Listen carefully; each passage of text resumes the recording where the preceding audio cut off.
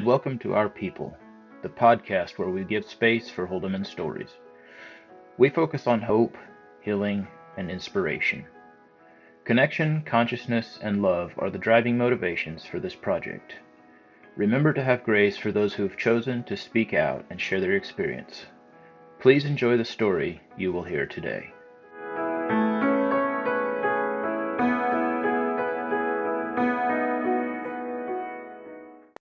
Good morning and welcome to Our People's podcast. This morning I am joined with my fellow host, Waylon. We have Cam Isaac on again this morning as a guest. He did a TED Talk. We will put the link to the YouTube video below. It is a wonderful listen. I would highly recommend you all go listen to it. It is due to that TED Talk that we asked Cam on to come and speak to us about some of those lessons that he mentioned in his TED Talk, or he mentioned the results of those lessons. And so we wanted to have him on and talk about some of those lessons and just a little bit more about what all he had learned through the TED Talk, but really the journey getting there, how we learned those lessons, what brought those lessons about, and the everyday of going through something like that. So welcome, Cam. Thank you. Okay, so I went back and re-listened. I sent that TED Talk to everybody I knew, first of all. I loved it. It was great. It was fantastic. It was, listening to somebody that came from the same background and upbringing that I came from, and the lessons that you have learned.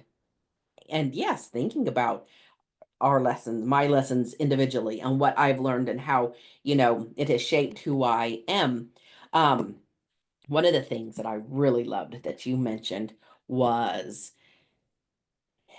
you know, the after, like, so the first hardest thing you said you did was deciding to leave the church. And then when your marriage ended, that was another really hard thing, but something that you took away from that was to not label things as good or bad, to slow down, to take a breath, to watch it, to, allow it to unfold, because when something large happens in our life, we might even say catastrophic, it ends up not being that. It ends up coming with such a beautiful lesson, or even growth, not even just lesson, but growth, such a beautiful growth in our lives, that you can no longer name that as a catastrophic event that happened in our lives. Mm-hmm. Did you want to expound on any of that?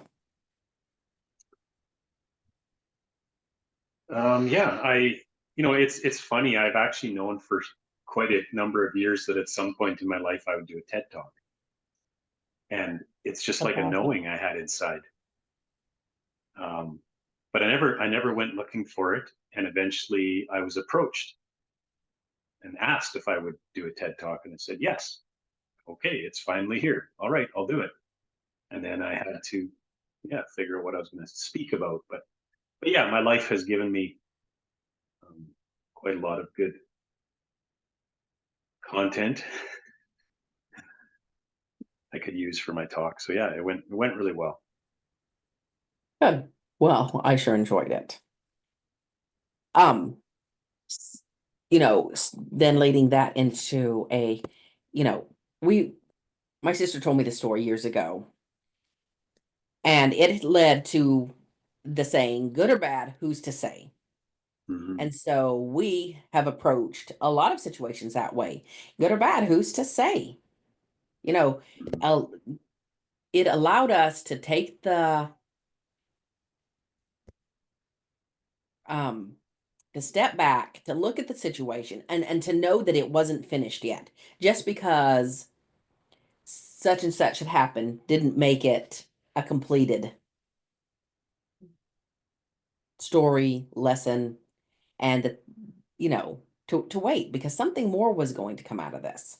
And sometimes it's years in the making of something coming out of it. But that good or bad, who's to say, allowed us to just step back and take a different perception of the situation. Mm-hmm. Yeah, one of the I mentioned this in that talk, but we when we change the question, that's when we start growing. So when we change the question from why is this happening to me to what is this trying to teach me, then we grow. Then we grow through the experience, whatever the experience is. Absolutely. If love is the ultimate answer to everything, that we slow down, that we, in my beliefs, we are here to learn love. Love is the ultimate lesson, right? And so in that, approaching a situation saying, I might not love it now, but in time, there will be something from this that I will appreciate, and if not, love. Mm-hmm. So not be so quick to judge not only situations, but people as good and bad. That's a big one. Oh, I'm still working on that one. I've sometimes I jokingly say that judgment is in my DNA. Like it's like I'm going that deep within myself when I'm working on judgments. It's like I'm going to the core of who I am because it's hardwired right in there. But yeah, I taught speaking about love and judgment. So yeah, oh, that's a big one. I've moved into the city recently in the last couple of years, and so I actually live near the downtown core where there's a lot of homeless and drug addicted population. And I've kind of made it a practice to go walking through that area. And for the longest time, I didn't know why I was doing it, but eventually I realized because I caught myself. I'm like, Cam, you're just judging and judging and judging. And I started realizing just how much judgment I was projecting at people. And so I've challenged myself to catch myself in those situations and to project love instead of judgment. That's that's just a personal growth journey that I am still currently on. But to project love at people instead of projecting judgment at people. So I bet if you would make yourself a thermos of coffee and take you some disposable cups and walk down there and just offer people a cup of coffee and learn their stories, you might be amazed at the Mm-hmm. people you meet and their stories to what led them to where they are. Mm-hmm. Yeah. And that by the grace of God, there go I. Mm-hmm. Well, I actually got close enough myself that I could see, like when I was, this was a few years ago, but when I got really low mentally, I was going through what I would describe as mental illness. It was anxiety and depression combined, which is hell. That's hell. And I got low enough where I realized that if I had a more addiction prone physiology, if I had more trauma in my background, if I had less support around me, those three things, yeah, I could be there pretty quick. So that was a humbling experience. I bet. And it gave me a lot more empathy for others.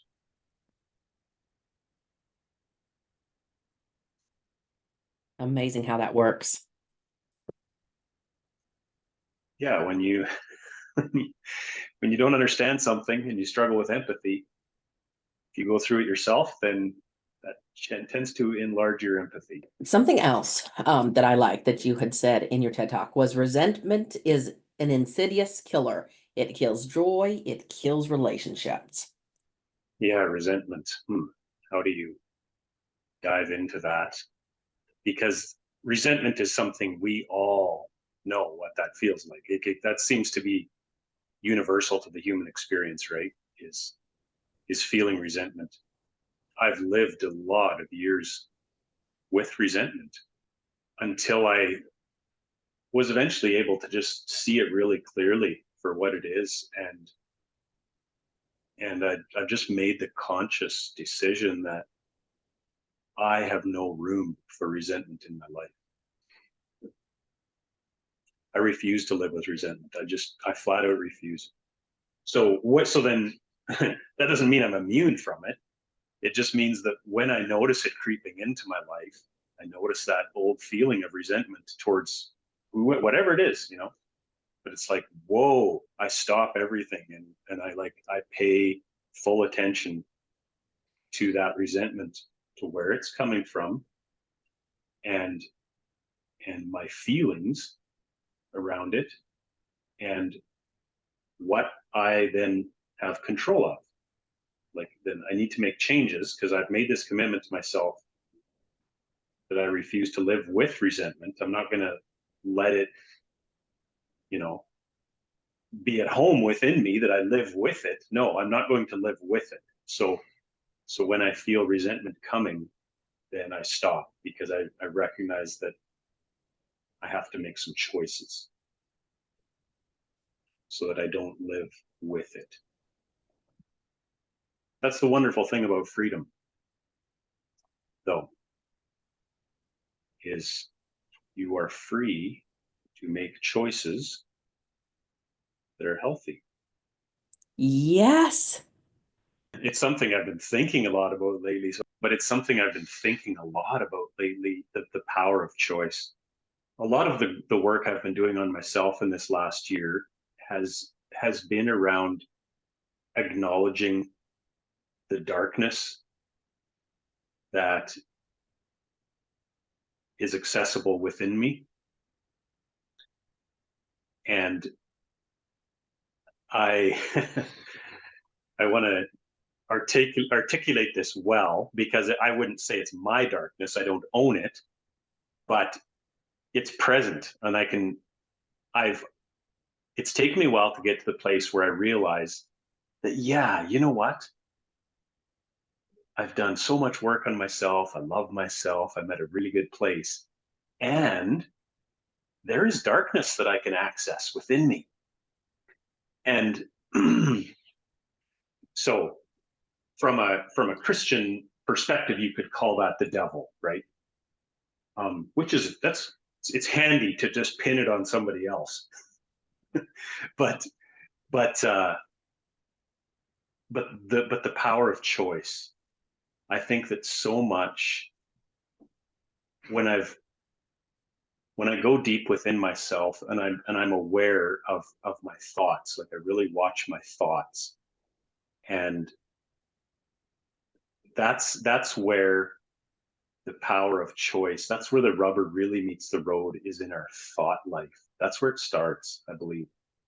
And so, yeah, I'm always challenging myself to choose the light, choose the good. I could choose the darkness, but I choose not to. Um,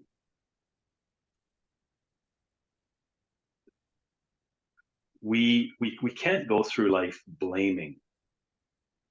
Um, Again, it can be a little too convenient sometimes to just blame the devil for our problems, instead of actually taking the personal responsibility and saying, yeah, that was me.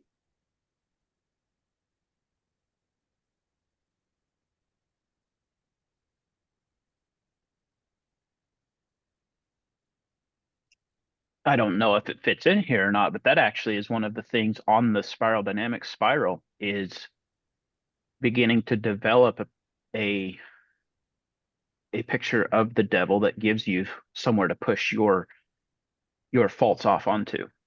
Mm-hmm. the lower stages don't have that, but then as we get towards the middle, we start looking for people to blame instead of owning our stuff. Mhm. Yeah, and you get to a point where you realize God looks a lot like me, and so does the devil. Like, I got to really look in the mirror, actually. Yeah.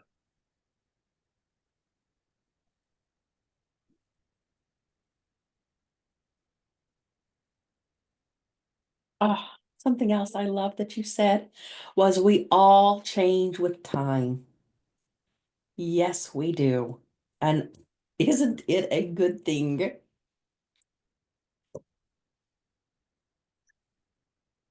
Yeah, I believe I said if we're growing, we're changing. So that's a change is a sign of growth, right? Um,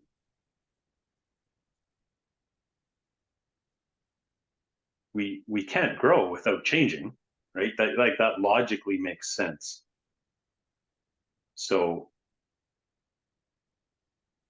growth, change isn't always a sign of growth, right? But change is a sign of growth. Did they say that right? Yes, you did. Yeah.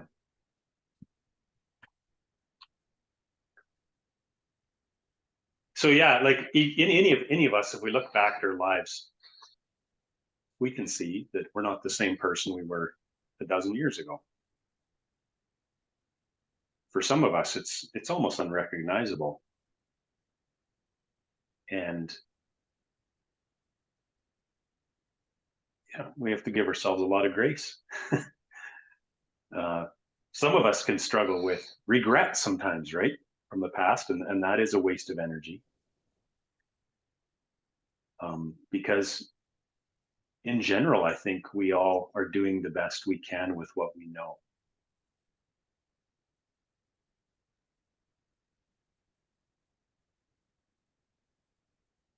And I think that is so important to remember that with people, is they are doing the best they can with what they know. Mhm. You can afford them love and grace.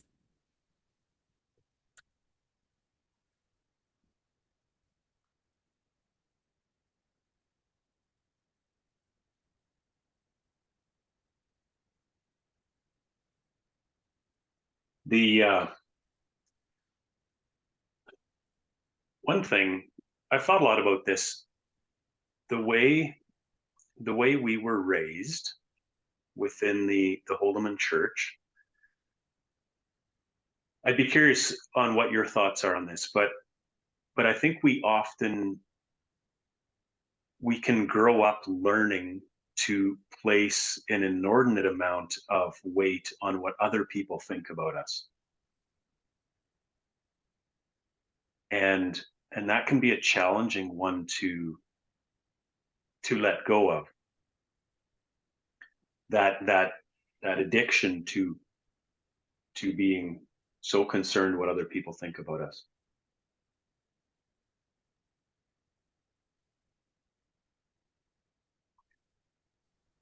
Well, in love and light, it is kind of that way. Think about it. We tell of our experience, we have an experience with God, our come to Jesus moment, our born again. And it has to be approved by first the staff that I truly have had that conversion experience, and then by the congregation.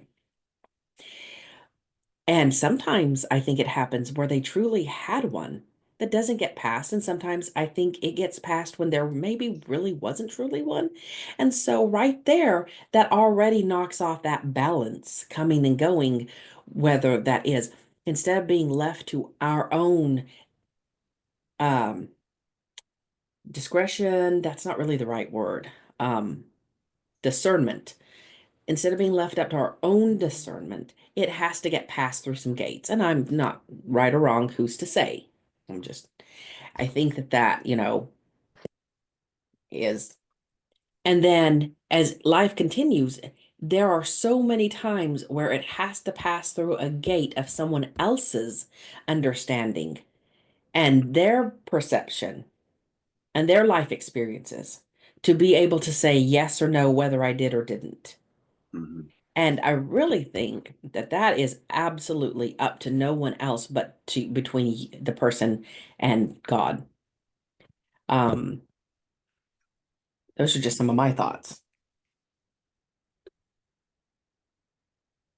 Yeah, I think that the way you describe that, like I know what you mean. I think that can really erode trust in one's own self over time, right? You can begin to distrust your own self, your own feelings, and put all your trust in others. And look for that approval outside Yeah. of yourself. Yeah. I also think that that tendency or that need to be validated by other people is it's built in. Try to get out what I'm thinking here. A lot of us,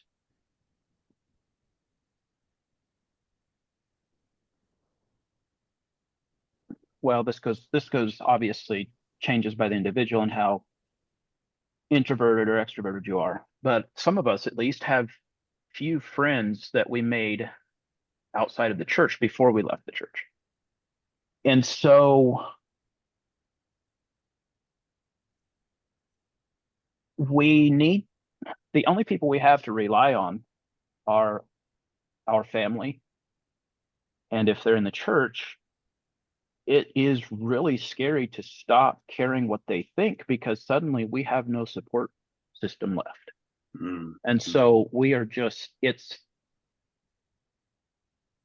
feels incredibly important to care what they think. Mm.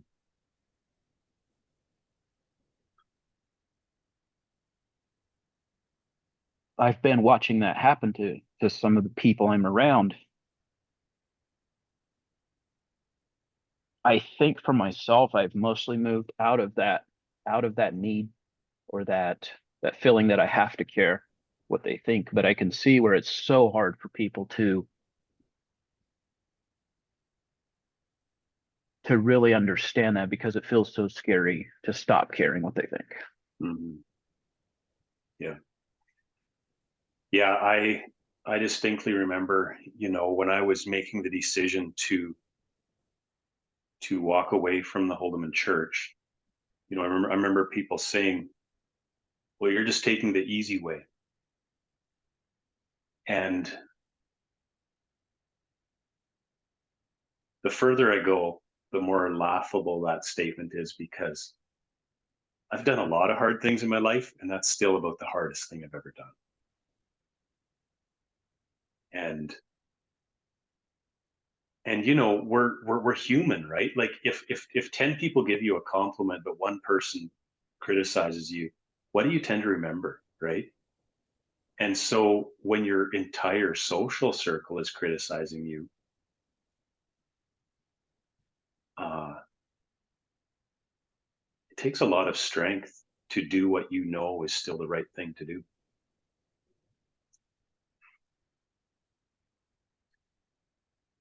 And I don't, that's not an easy journey for anyone, I don't think. I mean, for me, I was always such a good boy. Like I wore the good boy mask really well. And I still, even still, a dozen years later, I'm like, I did that? How in the world? How in the world did I gather that much strength? And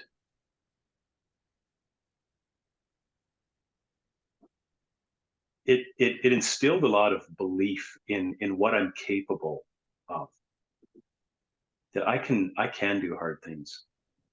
I can do hard things, yes.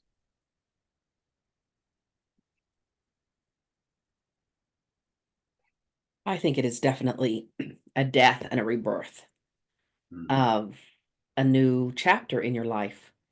Mm-hmm. Um, You walk that alone. You leave alone. Well, I can speak to leaving with somebody because I've never left. Obviously, when I left, it was alone. It wasn't with someone. But you walk that alone. You walk that path. Even in your own, I would even imagine it's the same even if you're leaving with like a spouse. You are still walking that path in those relationships that were yours Mhm. alone and, not a joint thing with your spouse or, Mhm. your parents. Your parents are still your parents. And so it's still a leaving behind and a going forward. And it is hard, but it is so worth it on the other end with the freedom that you find. And when you start to discover a relationship between you and your creator without having to run that through the filters of someone else's life stories and perception, it is beautiful because you get to build who you want to become. Mhm. It was like we we have all grown up hearing all of the horrible things that would happen to us if we left, right? And the more time that passes since I've left, I've actually started to refer to that as the lies we've been told. Because, like from exactly what you're saying, Amanda, I would say I actually had a pretty solid relationship with the creator before I left. And so to me, one of the most absolutely profound realizations as I left was that relationship was uninterrupted. And it was like, whoa, no matter what, God's still right here with me. Like, wow. And that that was very eye-opening to me because when you've been told something your whole life, there's a part of you that can actually come to believe it. And so to walk through that experience and realize, oh, God never leaves or forsakes. No. And to me that's the biggest lie, and and one that I definitely want to talk about, that that's a big one actually, that to come to the understanding that God and the church are not the same thing. I don't know how I can say that more clearly or forcefully, but God and the church are not the same thing.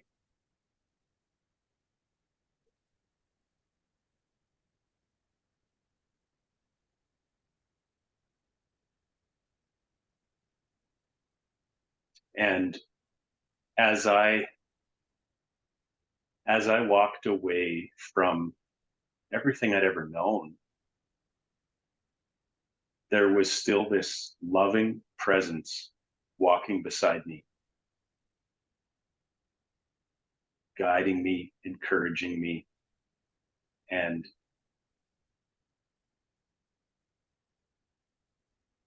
yeah, I'll never forget that.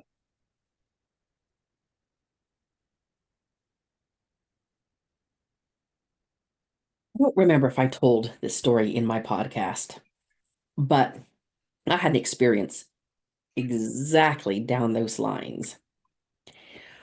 Where I had been invited, I worked with some girls, well, a whole office full of girls, and they all went to the same church just about. They were having a public speaker come, and so they invited me to come along or to purchase tickets and to go. And so I did. I bought one for myself and for my best friend who was still a Holdeman and it still is a Holdeman. And I asked her if she would go. I was so just grateful when she said yes.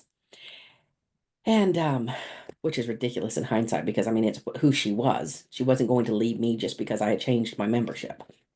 But I went to so I went to this women's only motivational speech and dinner. And the lady said, oh, she got on my nerves something terribly. And she was like, you better pray. You better pray. There's only 4 prizes left. And if you want a prize, you better pray. And I thought, lady, God doesn't care if I win a prize. Like, what's wrong with you? And so I'm like, but to prove you wrong, I'm going to pray for a prize. So I did. I'm like, I'd like a prize, please. Amen. Amen's leaving my head, and the lady's over there calling my name out. And I am so stumped and so stupefied, I can't do anything but sit there. And everybody around me is like, here, she's right here. So they pass it on down to me, and I'm like, mind blown. So I'm like, oh, okay. Well, thank you, Jesus. I want to see what my prize is. I open it up, I'm gonna see what my prize is. And it's this glass round thing. I didn't even know what it was. I had to look it up. Okay. So it's a watering bulb. And so what happens is you fill it with water, you turn it upside down, you put it inside a plant. And as the plant needs water, it releases oxygen, sends a bubble, and it releases water into the plant. Just the right amount, what the plant needs, right? And so I'm like, at that moment, I feel God tapping me on the shoulder and saying, hey, Amanda, I am here. I know you have been taught that I do not exist outside of the religion you were raised in, but could not be further from the truth. I am everywhere. I am too big to be contained in anybody's box.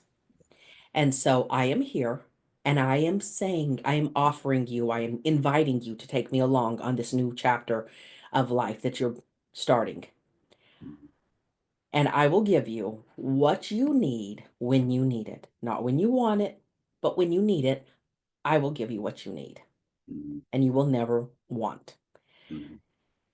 In a spiritual, sense is how I took that. Like I would always have, yeah, I would always be there. God would always be there for me. And so that was that was a massive lesson. So I left then comfortably because I had already let them know I was leaving the church, but I had not been expelled. But I walked forward from then on knowing that God was going to be there for me because that was his promise to me, right? It wasn't taken away because I changed my membership. I still had God. And as I got older and I can look back, um, and once again, I say this in absolute kindness. But the how ludicrous it is to think that God can be taken from any one person because of any one decision to leave a religion isn't even possible. An incredibly reductionistic view of the creator of the universe to try to actually to try to stuff the creator of the universe into a box that small is it's got to feel a little insulting. Yep. Right. Yeah.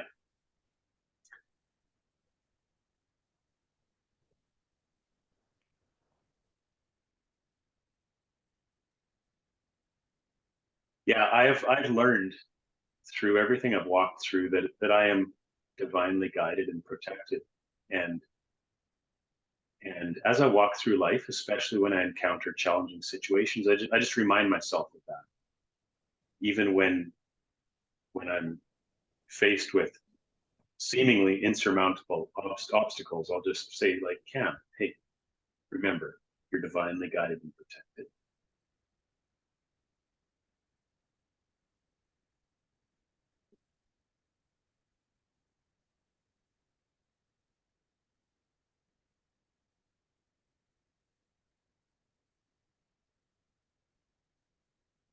When you think about that, and we all have children. So if we would never leave our child because they decided to change jobs. We would never say, well, you're not in the job I approve of, so I can no longer love you.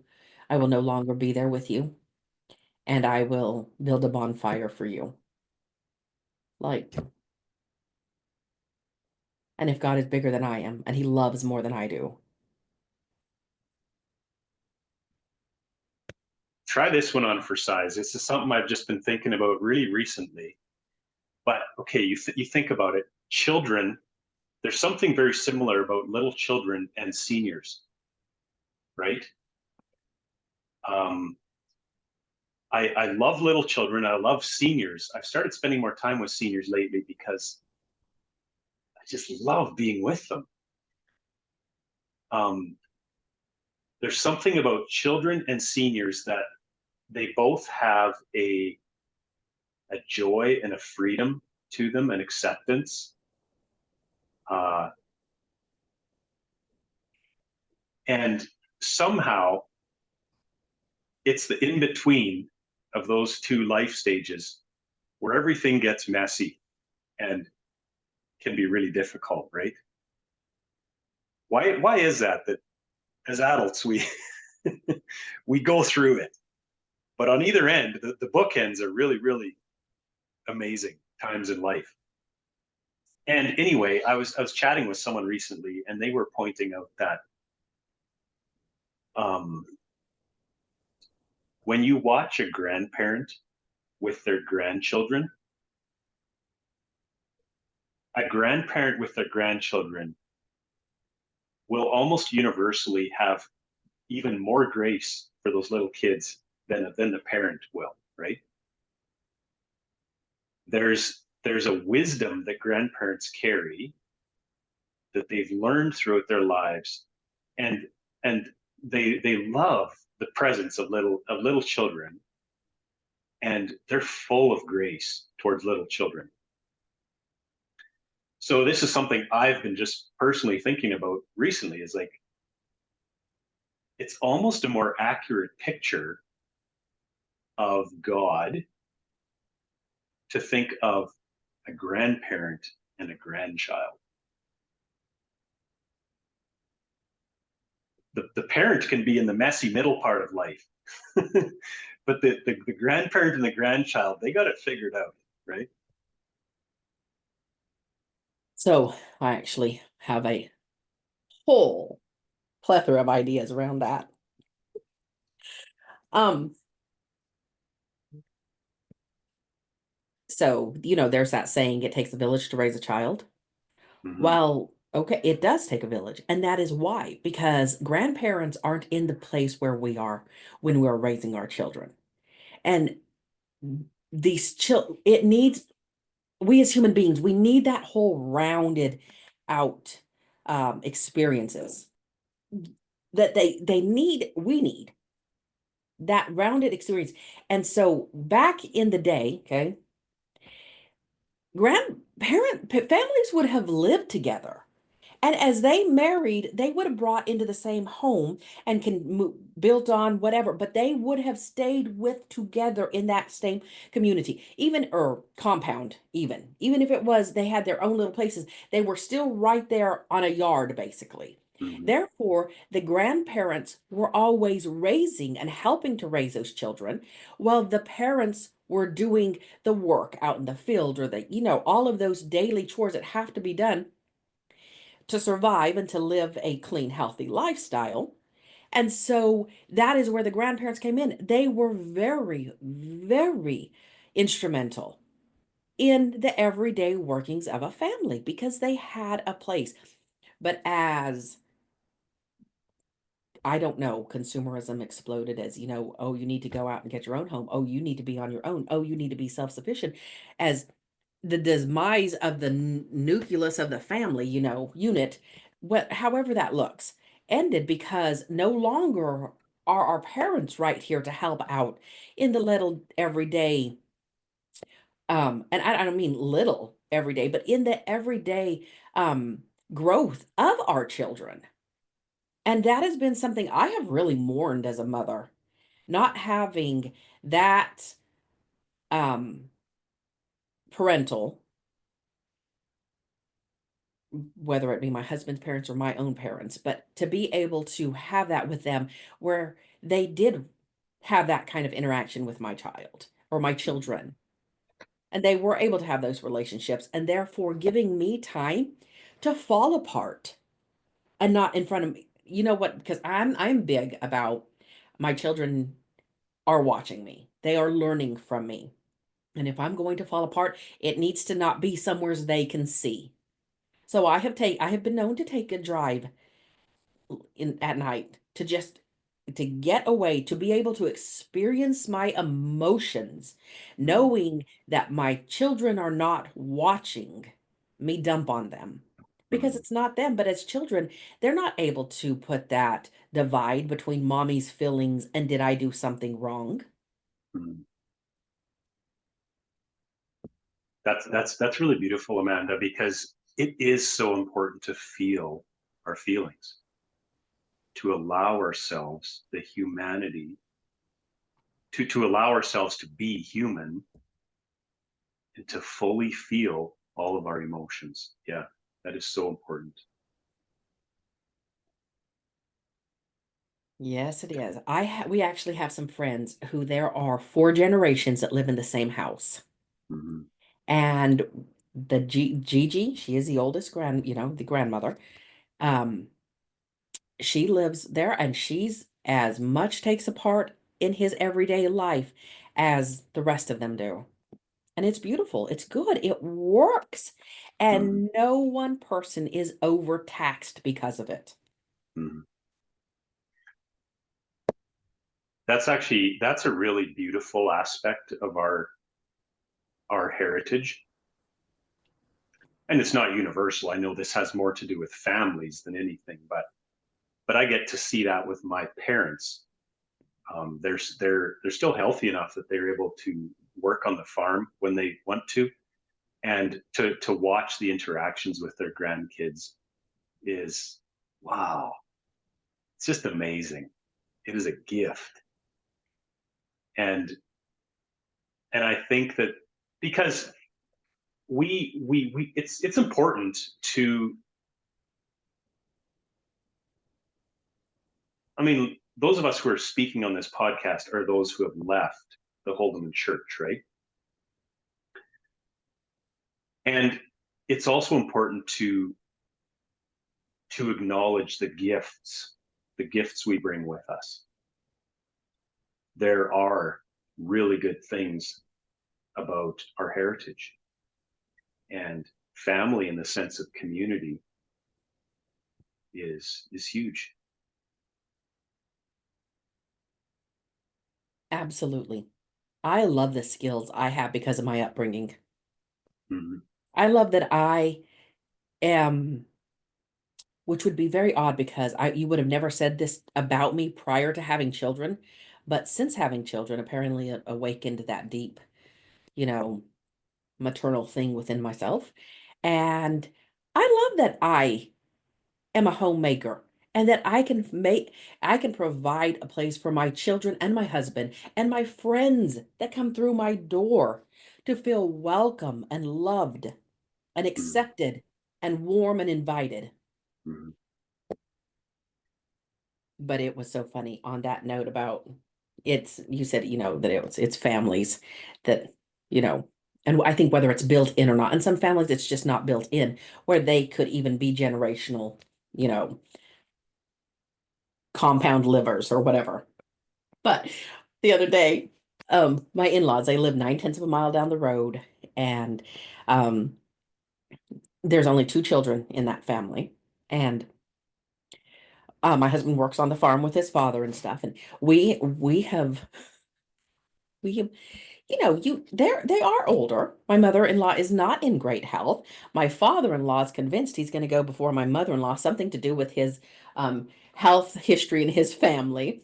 So, we already kind of, I do, maybe I'm weird, but I think families should talk about um end of life plans. I think that that should not be a taboo subject. I think everybody should know that, so that when the time comes, you're actually prepared. You actually know what they wanted because you spoke about it with them.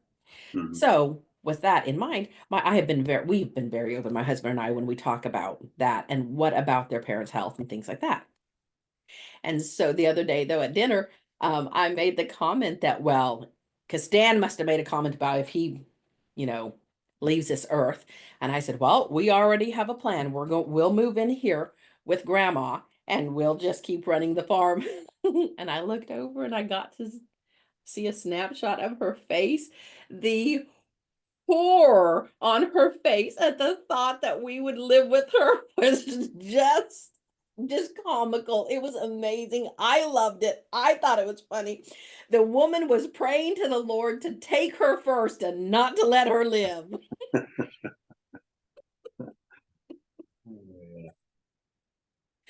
Oh, so it's okay. Some people just, that is not built into them. They cannot be, they're not that kind of grandmas.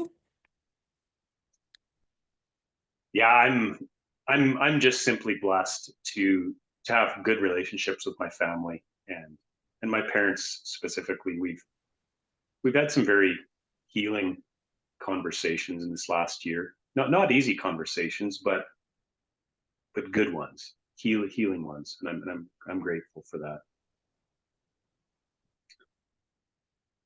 That's amazing. I've there's many things that I have brought with me from my upbringing that I can hold gratitude for. Like talking about the sense of community, that's a big one, right? Um, I would say my work ethic as well. Again, that often comes a lot from our families of origin, right? Um, which we have to be honest as well. Work ethic that can be problematic, as in we can use it as a sense as a way to validate ourselves by how hard we work. Use it as a sense of self-worth. We can also use it as a way to escape. Work can become an addiction. So there can be problems with it. I'm not ignoring that, but yeah, it's something I've realized I can be thankful for. The food, like nobody makes food like Mennonites make food, right? Right. That's a big one. We can be thankful for that. Another one I've thought a lot about is pacifism. Um, we Pacifism is really one of the core tenets of the Holdeman faith, I would say, right? The really Mennonite faith. I think it'd be fair to say the umbrella of Mennonite would all be pacifist, right? And that's something I've thought about, because I would still call myself a pacifist in that sense. I have no desire to harm others. I have realized, though, that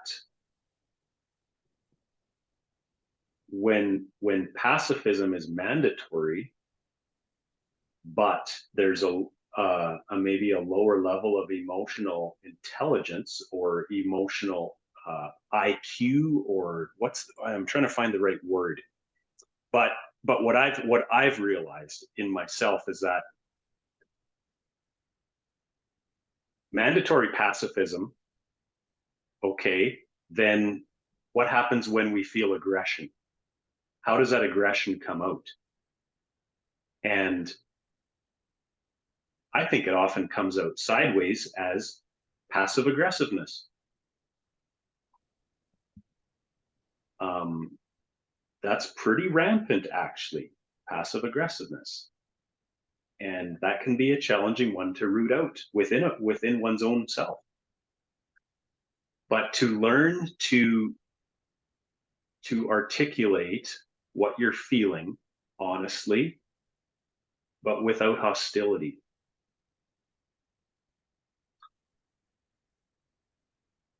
I believe that's the goal.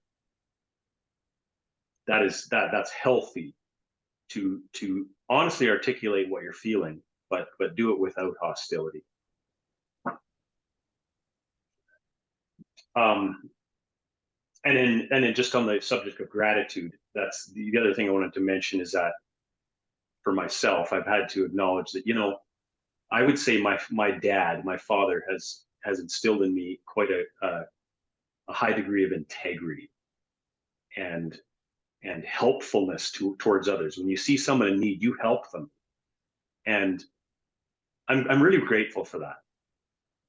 There's this last week I've been just sitting in gratitude for the gifts that I have carried with me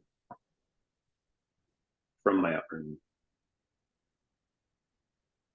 But yeah, like just acknowledging that, yeah, there's some gifts, and then some of it's kind of complicated, right? Like the pacifism bit. Is that something you guys have thought about at all? So I had just pulled up the meaning of passive aggressive. I just want to read it quick here. But characterized by or showing indirect resistance to the demands of others and avoidance of direct confrontation.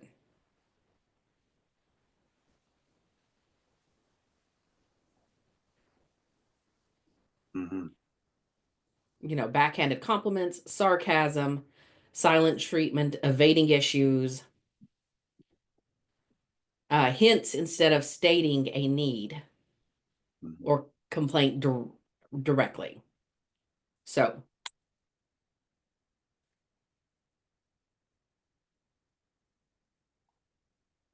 I personally find it really helpful when I identify a trait within myself that I recognize as unhealthy and I desire to change it. I find it very helpful personally to go back and figure out where that trait came from, where it started. And once I can understand where it started, it seems like it's much easier to correct it in my present day life.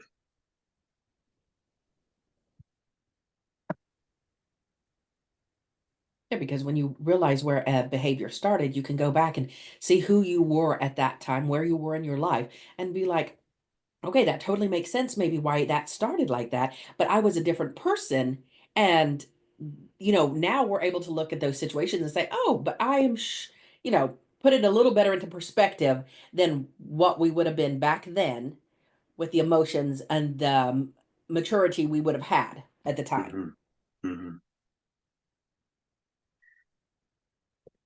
Waylon, talk. You keep unmuting, but you don't say anything. Well, I'm not sure. I have to admit that I'm actually fairly triggered in some ways by the conversation about, not this conversation, but in general, when we talk about the things we feel gratitude for from Mm. our culture, from our upbringing.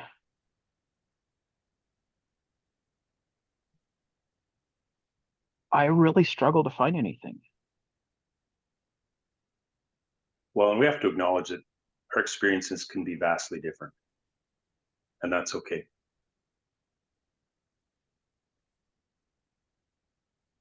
It's something I've been thinking about because as we've talked about it on the group that we have, I've been thinking about that. And there has to be things, but like I look at work ethic, and I don't think that was taught to me.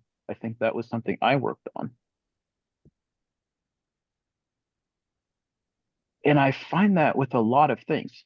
Um, you do mention like the cooking. Yeah, I mean been doing my own cooking for 4 or 5 years now, and I think that's something I could feel some gratitude for because I think I'm better off in my own cooking than I would have been without having been raised the way I was.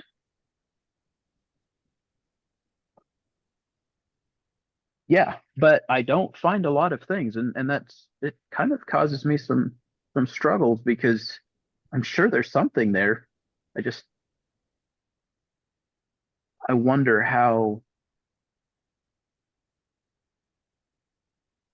I wonder to what extent I'm being too negative and too harsh on my upbringing and my parents and the culture. Mm-hmm. Well, knowing what I do about your story, what I would have to say is that the way you are in your relationships, not only with a romantic partner, but also with your children, that is something beautiful that has come out of what you learned you did not want to be like. And think you put a lot of thought into your relationships, not only with your children, but like I said, with your friends and romantic partners.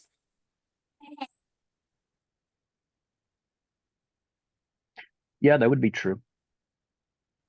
Do you understand that what I was saying? You have chosen the way you wanted to be because of what you came out of. So, yes, it's not, I understand what you're saying. It's not that positive spin, but it is something beautiful. And it is because of where you came from. It's the lessons you learned that shaped you into the person you are. And you would you trade them? Because you are a wonderful father from what I can see. So would you trade them? And you're a great, like you're a great partner. Any woman would be extremely lucky to have you as their partner. So does that make sense? Yeah, I hadn't thought of it looking at it the opposite way like that. I hadn't thought of that at all. I guess in some ways I want to look at it and find some positive thing because it feels kind of bad to look at it and say, well, yeah, I'm thankful for I mean, I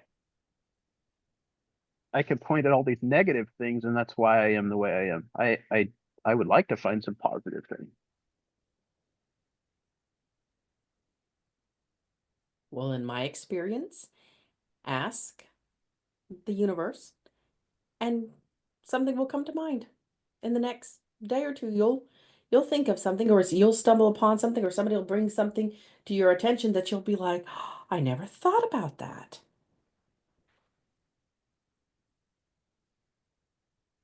Well, yeah, and back to not always labeling things as good or bad, right? But I've seen your growth, Waylon, and you're a really extraordinary human being, and that is as a result of your life experiences, right? So real serious challenges can be a catalyst that propels us True. into a much higher version of ourselves.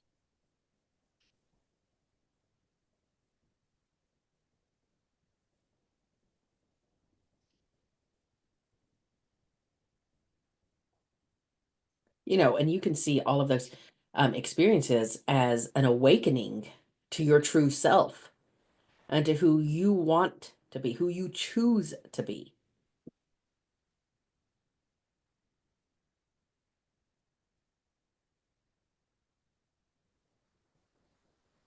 Yeah. Another thing I really liked that you said in your TED Talk was that, and I can't remember exactly what you were talking about, but that you realized that it was basically teaching you to go against your intuition. That's a big topic. Um, I know I talked a bit about it when I told my story on this podcast earlier, but so I'm an oldest child, right?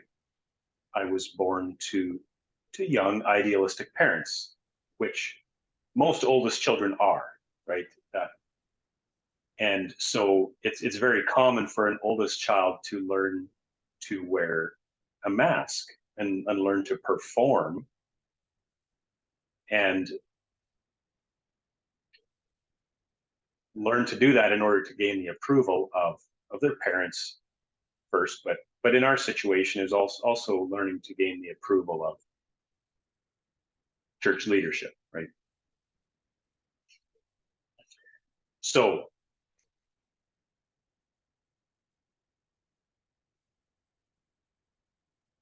going through life wearing a mask, we can do that without even actually consciously realizing we're doing it, right? Because it's like a program that we've installed from young, and we can get a ways in life before we even become aware of it, that, oh, I'm really not being my true self. I'm performing in order to gain the approval of others. And so like we talked about before, that can really, we can learn to live based on what others want to see from us. And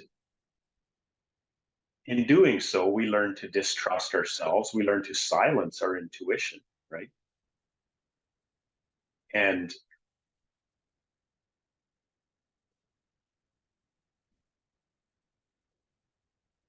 I'm of the belief that intuition is the most under recognized, underused superpower.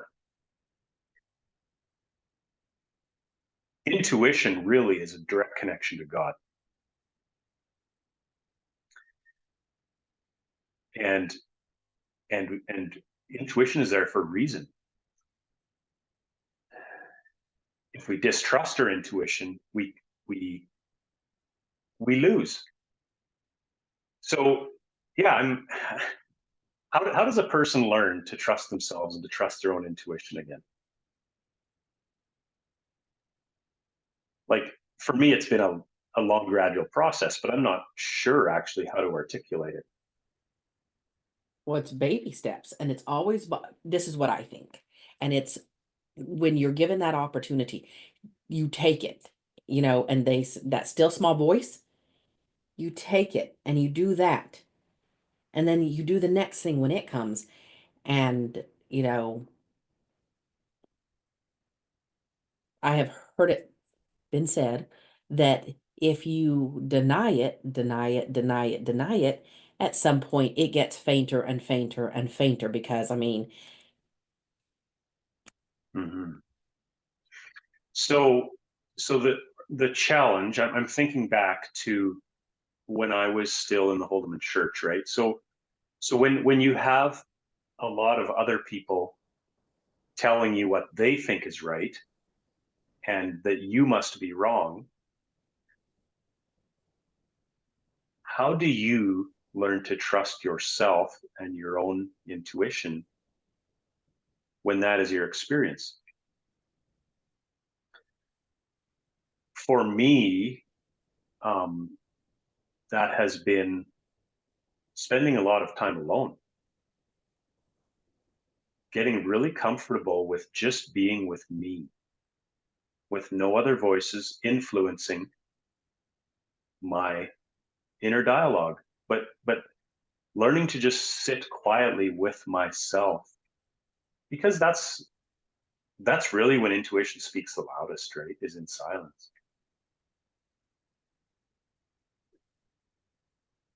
one of the things I noticed when I first left the Holdeman religion, and then later on, I've seen it again in some of my friends and family that have also left, is the the social structure that is in play, that is so prevalent. There's always something socially going on, that it's busy, busy, busy, busy, busy, busy. Well, that in itself disconnects us from that. We Mm-hmm. don't have time to stop and to listen to our intuition and to Mm-hmm. heed our body and what it is telling us, because due to the social structure and pressure, we have to perform and continue on. And I do believe that the Holdeman Church is changing. I do believe that 100%. Mm-hmm. Um, I think there are people that are starting to spend more time in their gardens, with nature, and they can start to hear what their soul wants. Mhm. Yeah. Yeah, I think that's really, really valuable to do that. To find a spot in nature that's like your spot. You just go there and just sit in silence.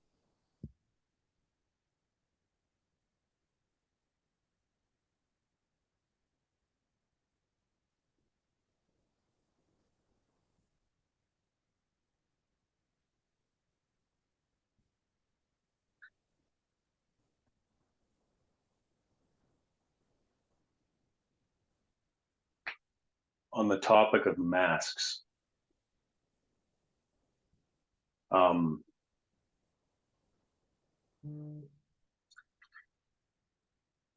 I know that when I was an active participating Holdeman, I know that I was wearing a mask. And so if that was my experience, I can't help but wonder how common that is. To live your life behind a facade.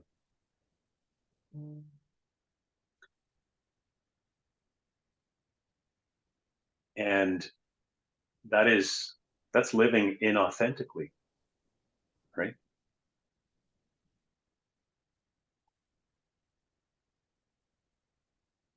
And how can you even know who you really are if you spend your life wearing a mask?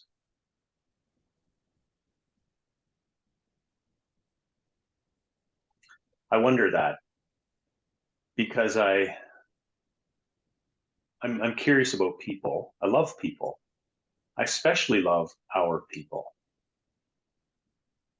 This is my roots. This is my heritage. I I love our Holdeman people. And when I observe them, I can't help but wonder, okay, who are you behind the mask? I would love to get to know who you are behind that mask. Because there's an amazing person behind there. Divine, sacred, unique, with unique gifts to offer the world. And I often if I'm off base on this, feel free to tell me, but I often think about I believe it was Jesus that talked about our hiding our light, right? Hiding our light under a bushel.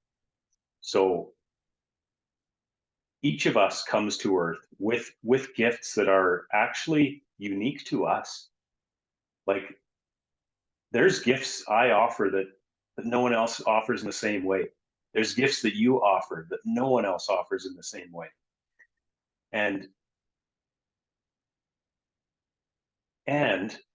a person has to be authentically themselves in order to offer their gifts to the world. So wearing a mask can be a lot like hiding your light under a bushel.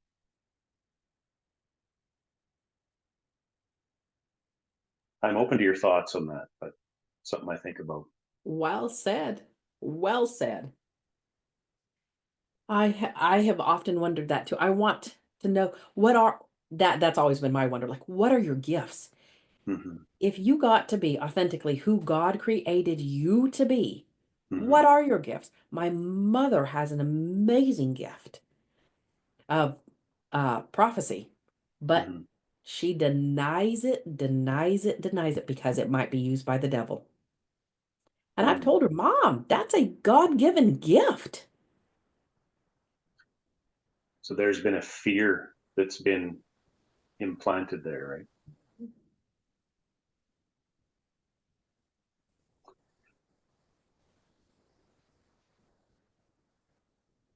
You know, I think a lot about that too, the role of fear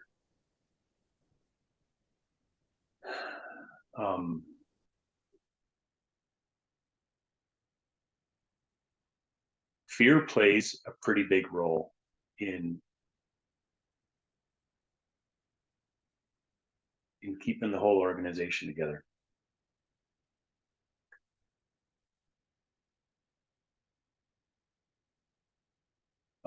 Like I talked about before, right? Talking about some of the lies we've been told about what would happen to us, if we left, right? And really, that's all fear-based. It's a fear-based attempt at control, right? Yes. And for me, there was something magical that happened when I read that book, The Shack. And somehow the fear fell away. And I'm grateful. I'm really grateful for that. It made me harder to control, though. Much harder to control. When you don't fear those that you are supposed to fear, what can they do with you then?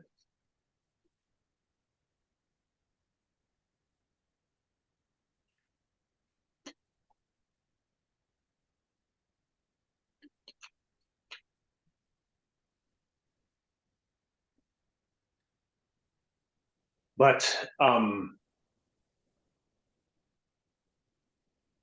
one thing that this is nothing unique to Holdemans. This is part of being human, but it is certainly present within the Holdeman system, is this wearing of masks, this being inauthentic to who you truly are. And this is something I've really firmly believe, is that living a lie is corrosive to the soul. I believe that strongly, that there's a corrosive element. It does damage to our souls to live lying.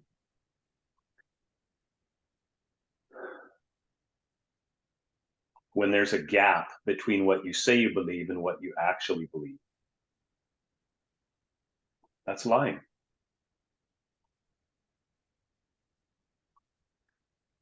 And that's a really big problem on a personal integrity level.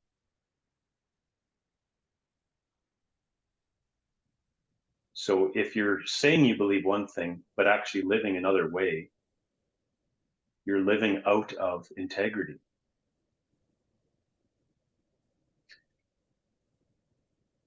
And the longer you do that, it just does damage to a person at a soul level. I really believe that. Yes, I believe that too. And it feels so good to be honest.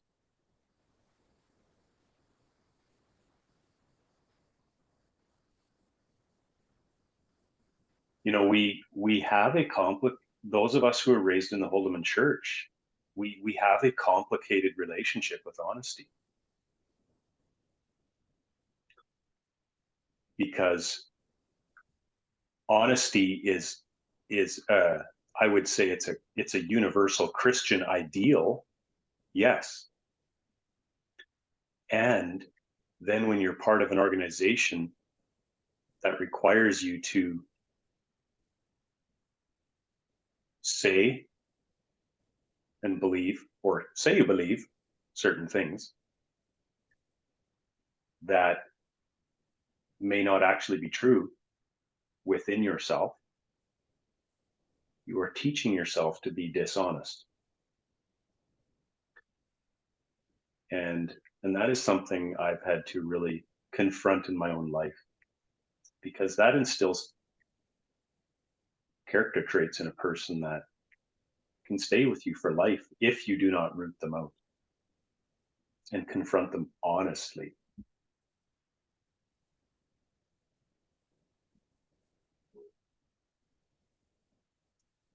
Living a lie is no way to live a life.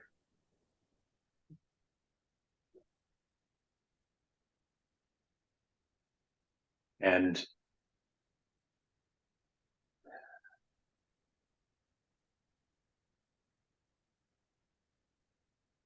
how much of your life are you going to live based on the fear of what other people think of you? And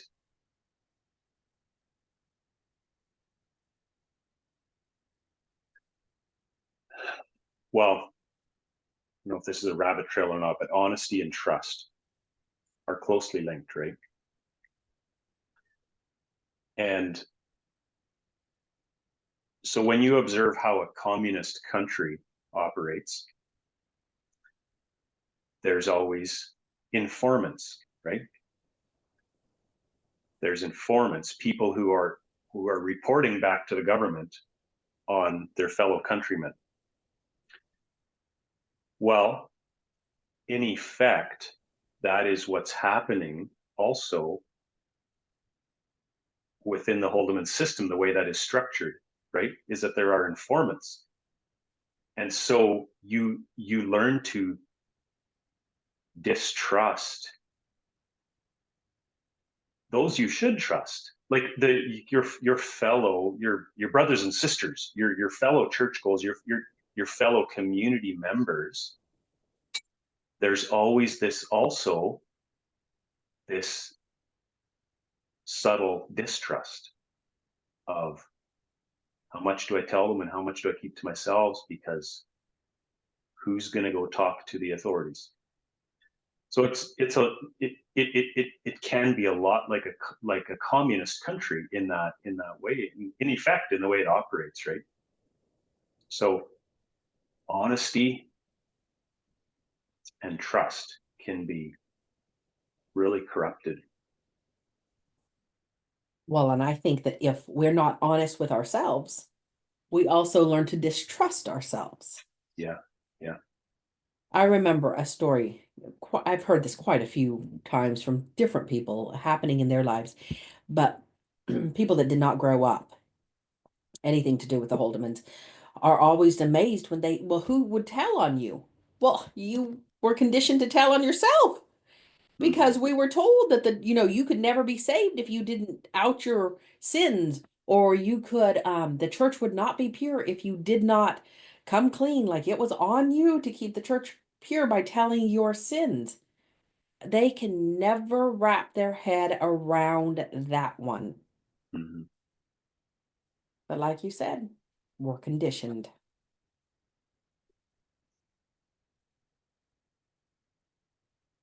Well, so I think of myself, my body, as the temple, right? And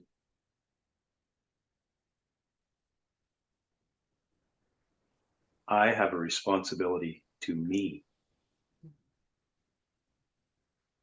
to keep my temple pure, right? Yes, because God in me. Mm-hmm.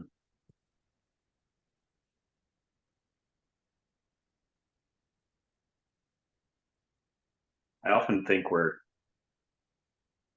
scared of our own divinity, right?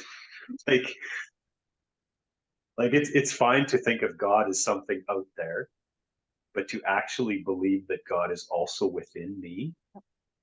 Oh, wow.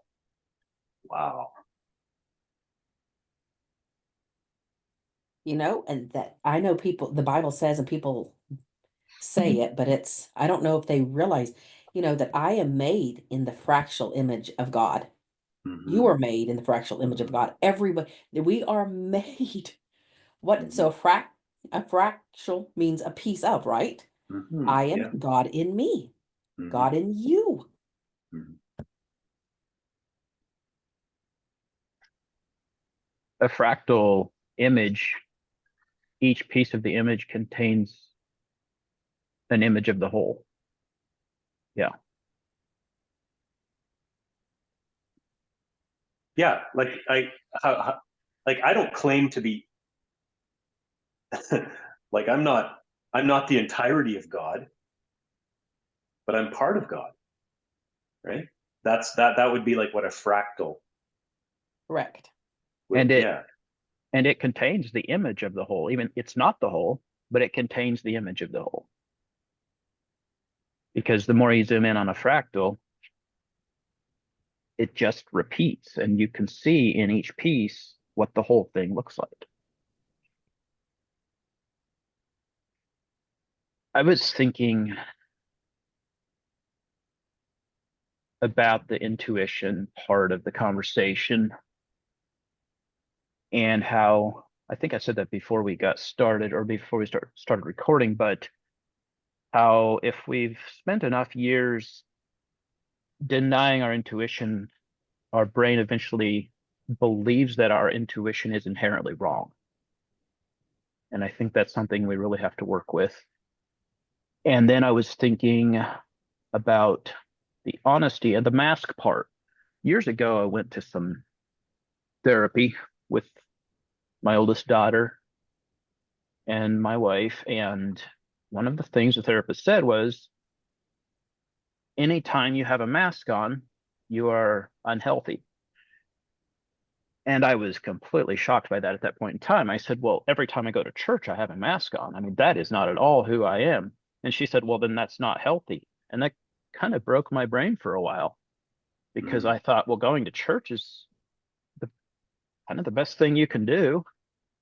And yet, every time I go to church, I'm at my least healthy.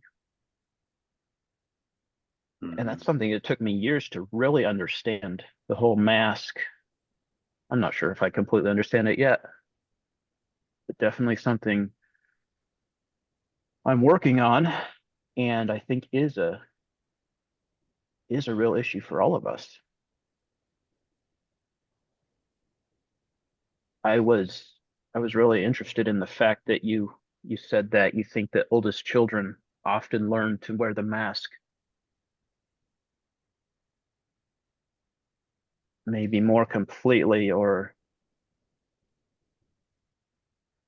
wear more of a mask than other people. Something I'm going to definitely have to think about. Well, if we back up, so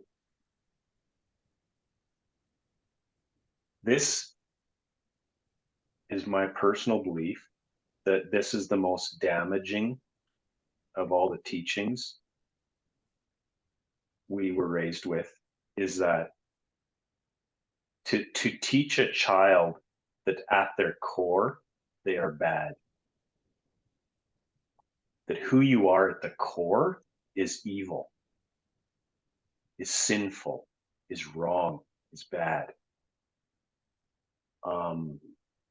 I believe that has far-reaching consequences, and that can be a big factor why many as adults don't trust themselves.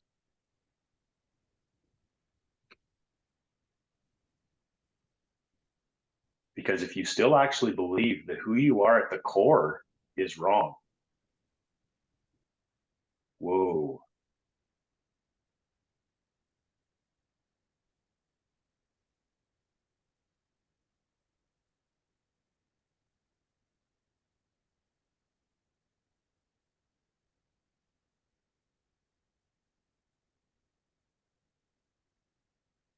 See, I know I've mentioned here, and I will say it again. We were not raised with that belief that we were wrong at the core. My mother never raised us with that belief. Um, and therefore, I don't even understand that one. I've never raised my children with that belief. I couldn't even fathom putting that on a child. So is it caught, not taught, or is it taught?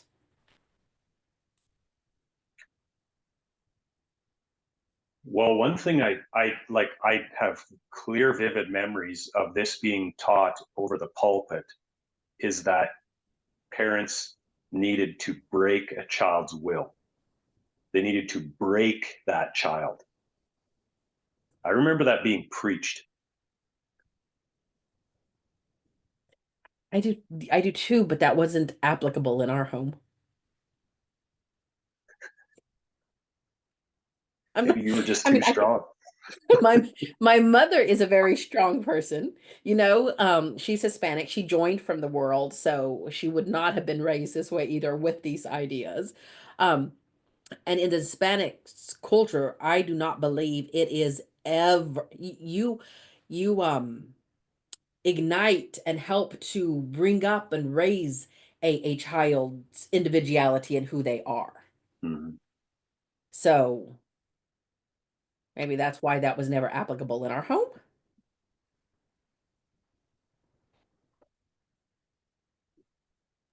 Well, I remember studying it in the now the book completely slips my mind. The purple book that they have that talks about all the doctrines, Bible doctrine and practice. There. I remember studying it in that, where they explained in detail how the seed of sin passes on through infants and is inherent in the newborn baby. So it's definitely taught. But but the Bible says that ye be like little children and come unto me.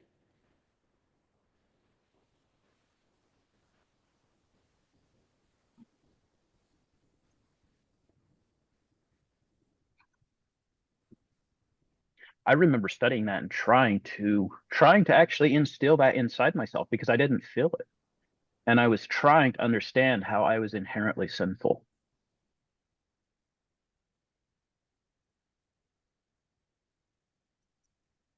Well, from a pure marketing perspective, it's a good way to get people to buy what you're selling, right? If you can convince them that they are deficient in some way. If you can convince them that they need to buy what you're selling, yes. Yeah. Yeah.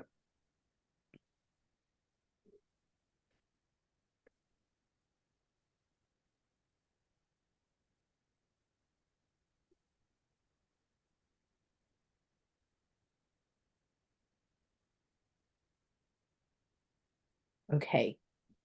Are we ready for another question? Absolutely. Yeah. So I wanted to ask you, you mentioned also in your TED Talk, and so I wanted to ask this. You had said that vibrations are so important, keeping your vibrations, high and good and pure and clean. And you didn't say all those things, I'm paraphrased, but that you have learned that when you start to spiral down, that you have habits or practices that you do to raise them. Mhm. Do you mind sharing? I would love to hear what some of your practices are. Well, there's the basics, right?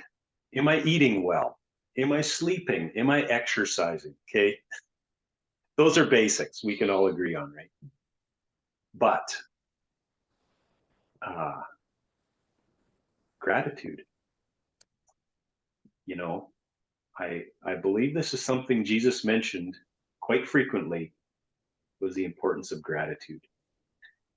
And and I believe that gratitude acts as like a switch in our brains or wherever that is inside of us. I think gratitude acts as a switch to, because as soon as we start focusing on gratitude, it can kick us out of that victim mindset so quickly, right?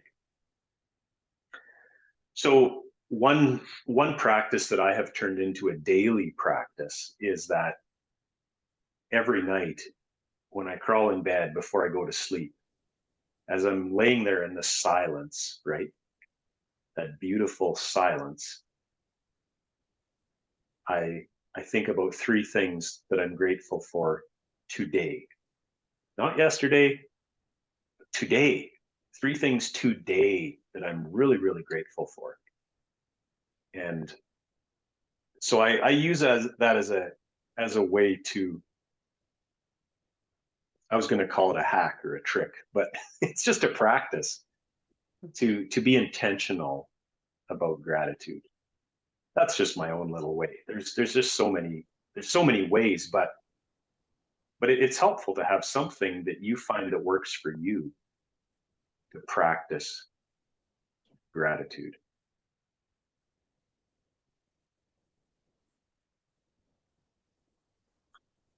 When I was like, I know I talked about that in that TED talk. So I've been diagnosed with stage 4 cancer, right? And then in the same week that I was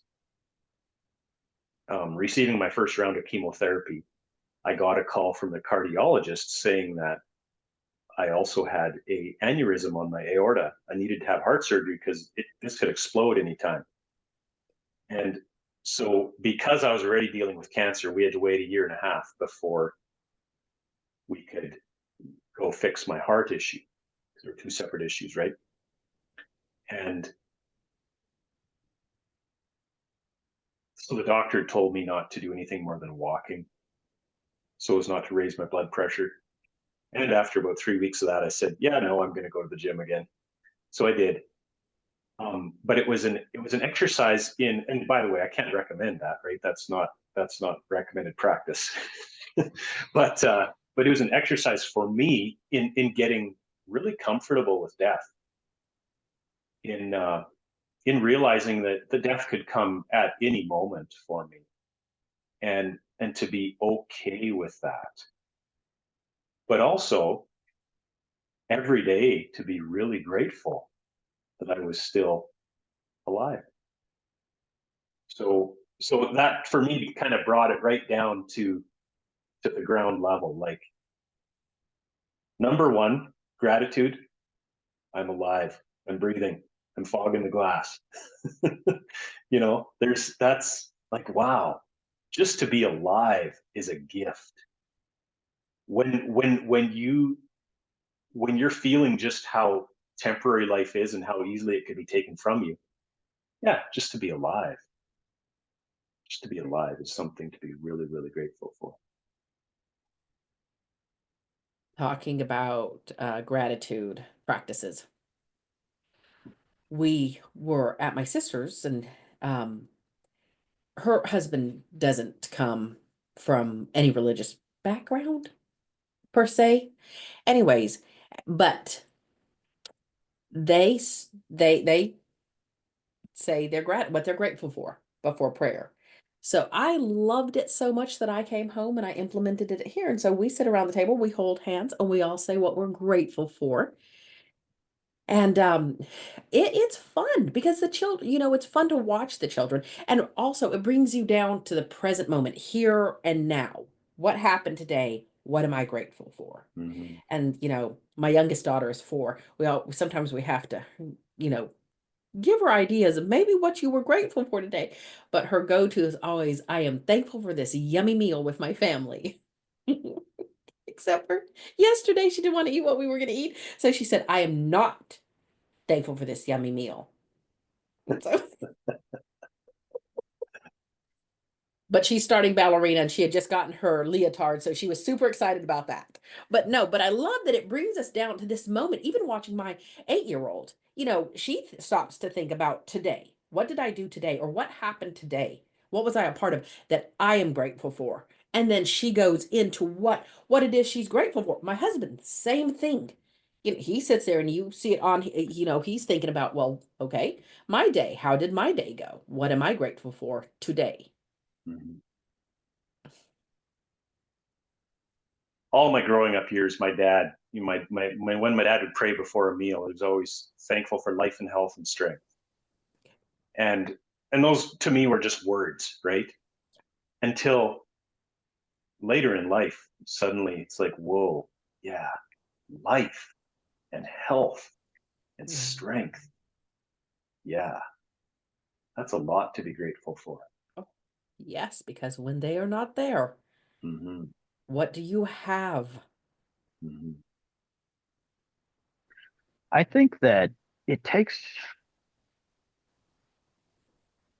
in my experience, it takes a lot of growth to get to a place where you can even start to feel that gratefulness, because I've heard you talk about gratefulness. I've watched you on Facebook talk about gratefulness for years.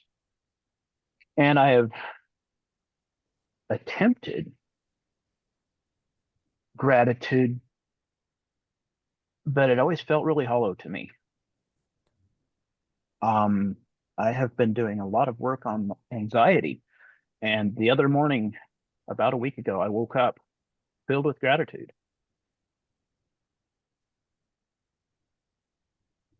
And I think that was a first for me.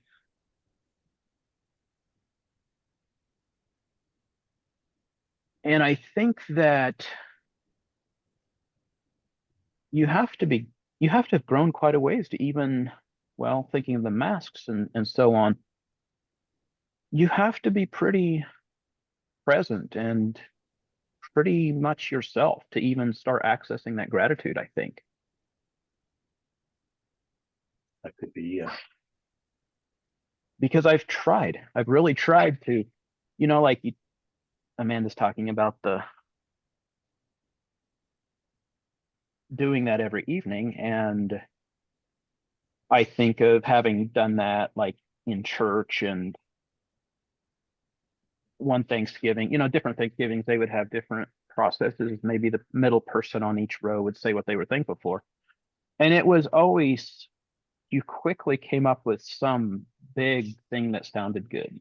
And I think that's what gratitude was for me for years was, well, I'm thankful that I had Christian parents.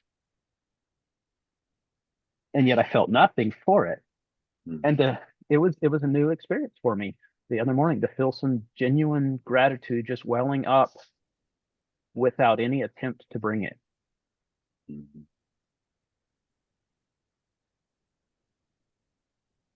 Well, I think that that's why it's good to practice gratitude in isolation, in like just with ourselves, because there's no one to impress then, right? Like, I'm grateful right now for this breath in my lungs. I'm grateful that as I was visiting with you, I got to watch a sunrise.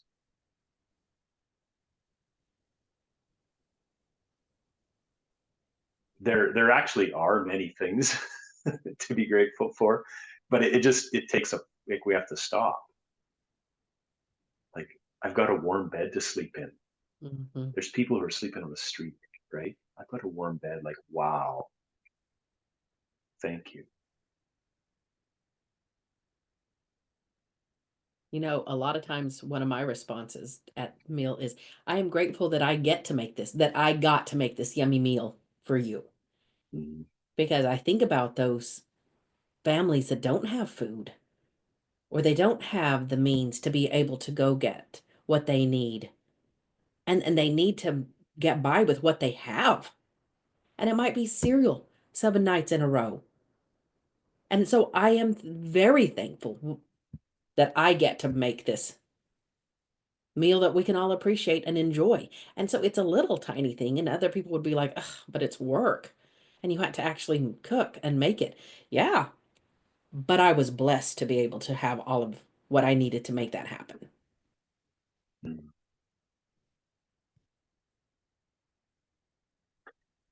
One thing, Amanda, like I really love hearing you talk about how much you enjoy being a homemaker, right? I think that that's a topic that many women in our Holdeman heritage, in our culture, could have a lot of feelings about. I'm not a woman. I've just observed. And this is my impression. Tell me what you think. But my impression is that actually, you know what, many women do enjoy being a homemaker, right? To me, where it becomes problematic is where that's your only option, where you're not given other options. Where if it's your choice and you love it, beautiful, right? But when it feels forced and mandatory, I think that's where resentment can live, right? Yes, I think you're absolutely right.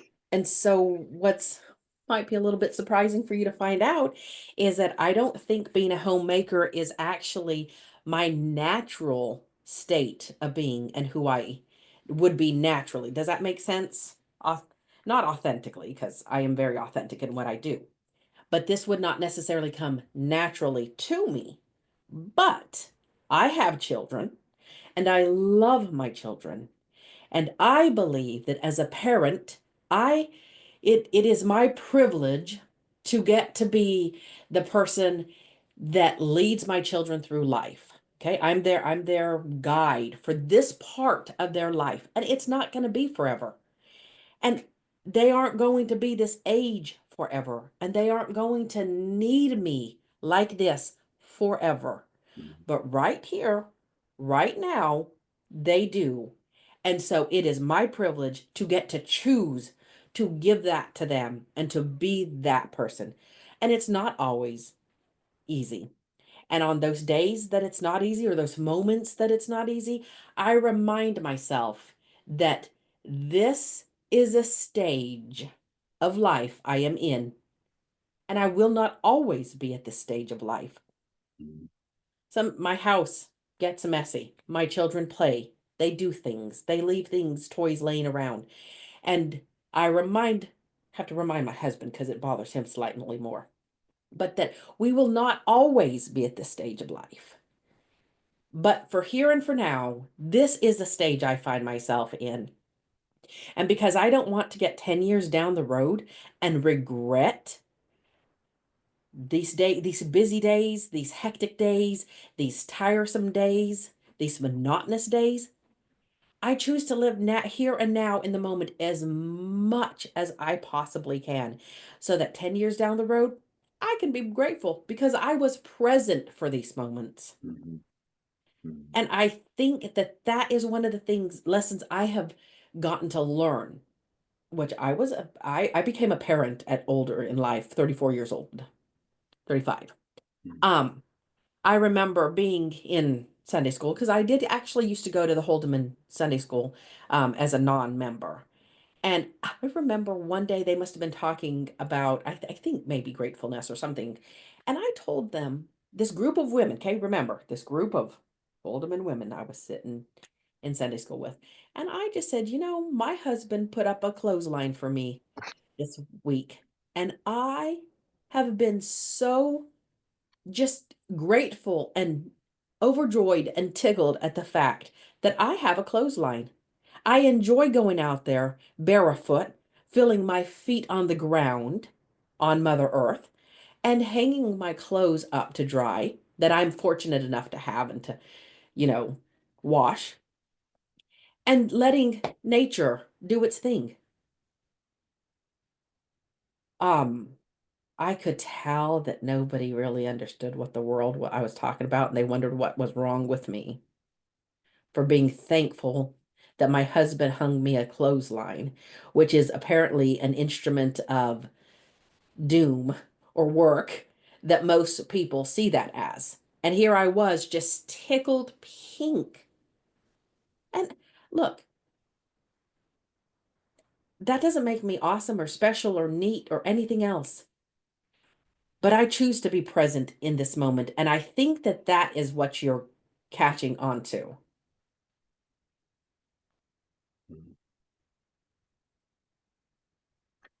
So, what does personal autonomy mean? As I'm listening to you talk, that word popped into my head. Personal autonomy. So, autonomy involves making independent decisions that align with personal values and goals instead of being coerced by external forces.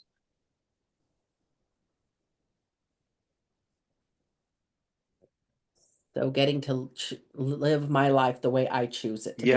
Yeah. Because the same thing you're doing, another woman may resent it, right? And understandably, because she doesn't have autonomy, right? But she does, doesn't she? Don't we all? Well, I think we have as much autonomy as we allow ourselves, right? I think that's always the question, is how much control are we giving someone else over our own lives? And that's a very good question. How much control are we? Yeah. And, my sister raised her family in the Holdeman church. Okay. So my sister went her whole entire years as a mother to young children as a Holdeman member.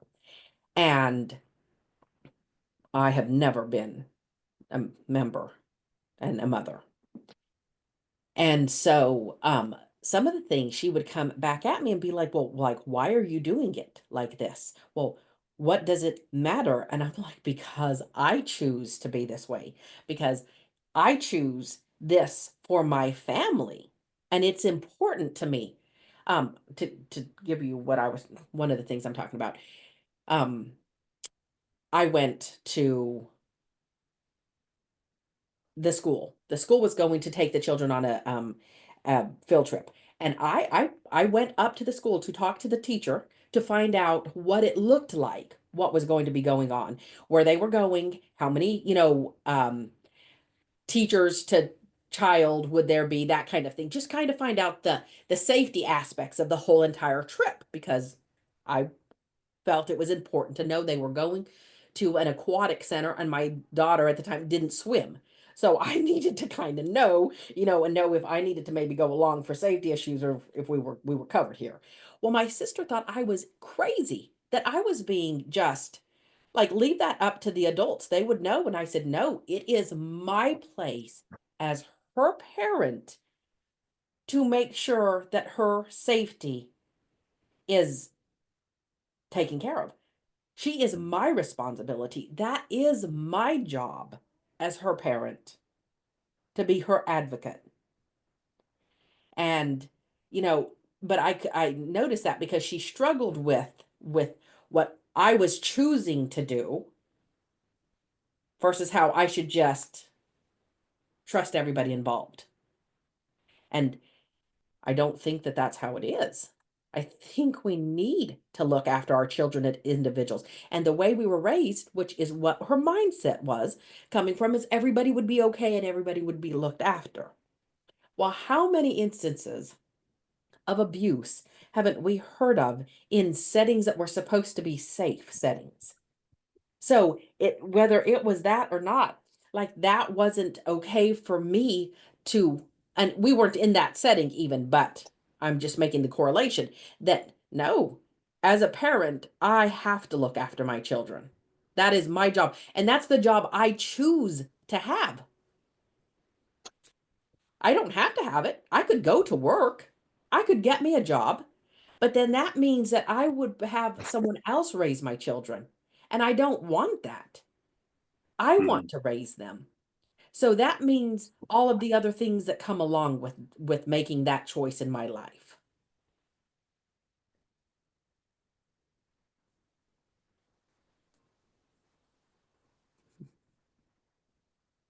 People are so fascinating to observe, hey, Yes. because just like you're talking about this lady's reaction to you. Well, okay, you know what? We're all running programming, right? We're all like a computer that's just running programming. And as we grow and evolve in life, where we eventually get to the point where we ask ourselves the question, like, do I actually believe this and think this, or am I just running a program? Yes. But you have to be in a position to be able to even know that it's a program running to stop to ask that question. Hmm. You know, they don't know, or we don't know. I don't know what I don't know. That goes for everybody. They don't know what they don't know. Hmm. And again, this isn't a right or wrong thing. Like, Oh, we are all running programming, right? we We're are, all doing yes. it. It's natural. Like, your parents raise you in the best way they know how, so they instill their beliefs and values in you. Okay. My children will be running a program. Yes. That is how it, that for whatever reason, that is the psychological makeup. And so the challenge for parents, right, is to hold their children with an open hand instead of a closed fist, right? To hold their children in an open hand, realizing that, I'm going to give you the best start I know how, and you are also your own person. You don't have to do things the way I teach you or tell you. You are free to live life as you choose. The first time the first time I can remember coming into contact with that word autonomy, personal autonomy, Mm-hmm. my daughter's kindergarten teacher, I text her one morning and I just said, I just want you to know, I did not dress her or comb her hair or something like that. Her, like, how she's going to show up at school this morning is all on her.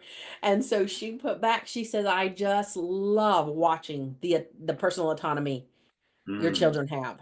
And I Mm-hmm. was like, don't know what that means. Let me go look. And I'm like, oh, that was a great compliment. Yes. Mm-hmm. I want my children to be individual little people on their own. Mm-hmm. And it's okay. And that's the thing. It's okay. It's okay as parents. We need to love our children and, like you said, give them the best start. But they need to find out who they are. And to do that, where better place than if we do it while they're still safe with us? Mm-hmm. If we deny them making those decisions or we make all of the decisions for them, then when do they learn to make their own decisions? When they're 18, 20, 25 on their own? When they're bigger decisions? When they might have a bigger impact? Or now when it's as small as how she dresses herself to go to school?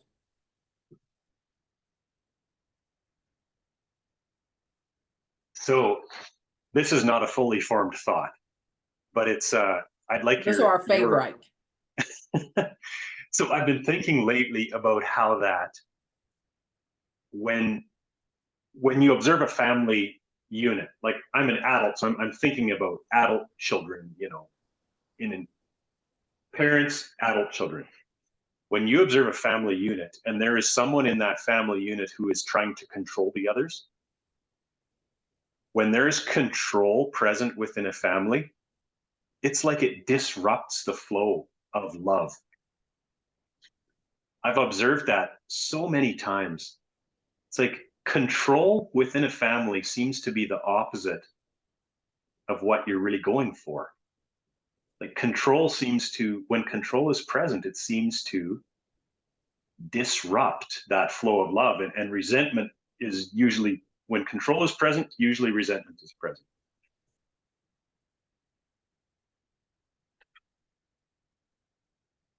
So now, of course, little children rely on their parents for everything, right? So in a sense, a parent is controlling much of everything about an infant's life, but over time there's a relaxing and a letting go and allowing that child to be who they are, right? So I think it can be problematic when control is held on to for too long, right? Well, and I think that you would be amazed is if you look at it from the standpoint that I'm here to care for my child's needs, but that I need to let them have their own autonomy in the things that I deem safe, Mm-hmm. that are safe, that are inconsequential for them to learn. I think you would be amazed at the age that they can start making those choices or differentiating between what they want and what they don't want. Mm-hmm. I actually have a friend who her child has barely turned one, but they've been doing this for months. But they will hold up two different outfits for her and let her pick. They're like, which one do you want to wear? And they go with whatever outfit she picks. Mm. And it's just a new concept, a new thought, right? But I love clothes, so I always pick my children's clothes when they were little. That seems beautiful though, like to introduce the concept of choice early. Yeah. Mom.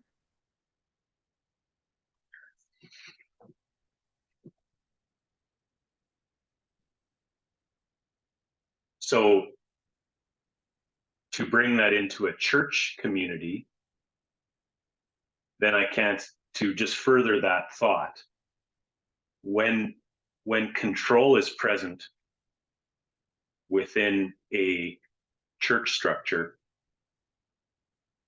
is resentment also present then automatically?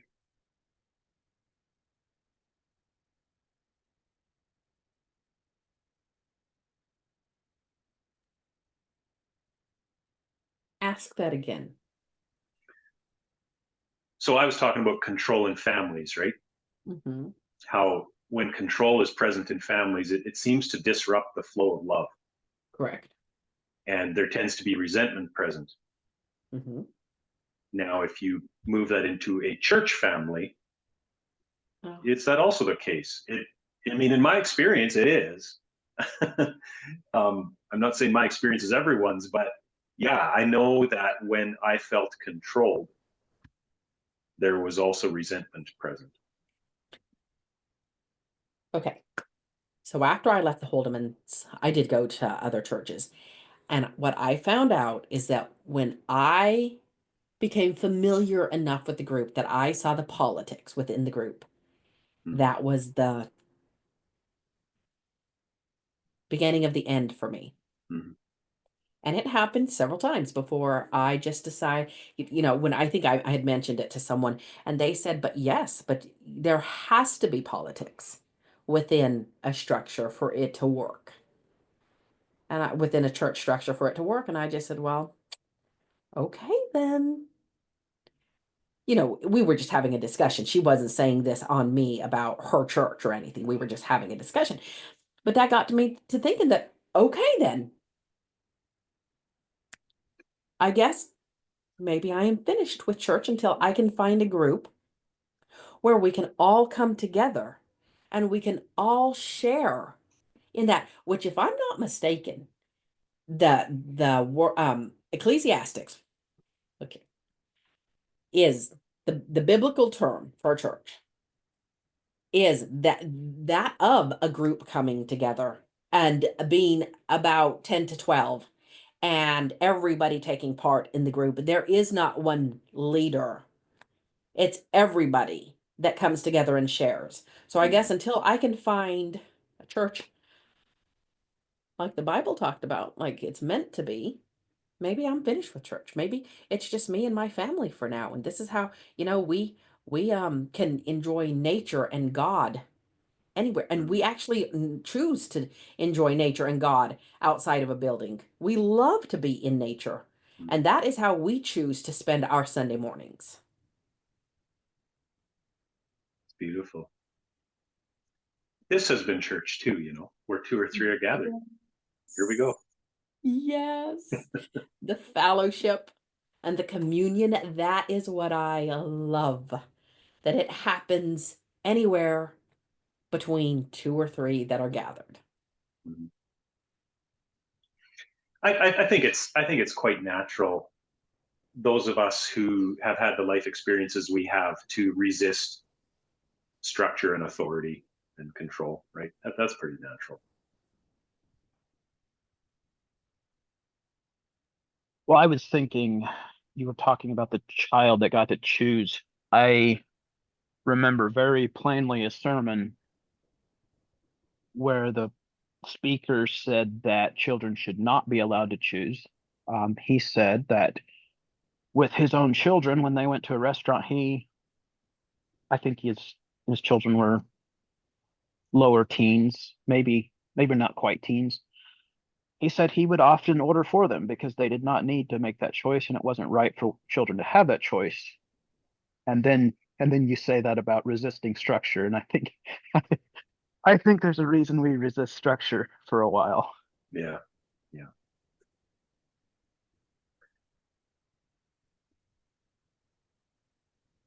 Well, my Uncle Ben one time in church said that parents should say no for the sake of saying no sometimes when their children ask for something. And I'm like, what? That makes sense. How?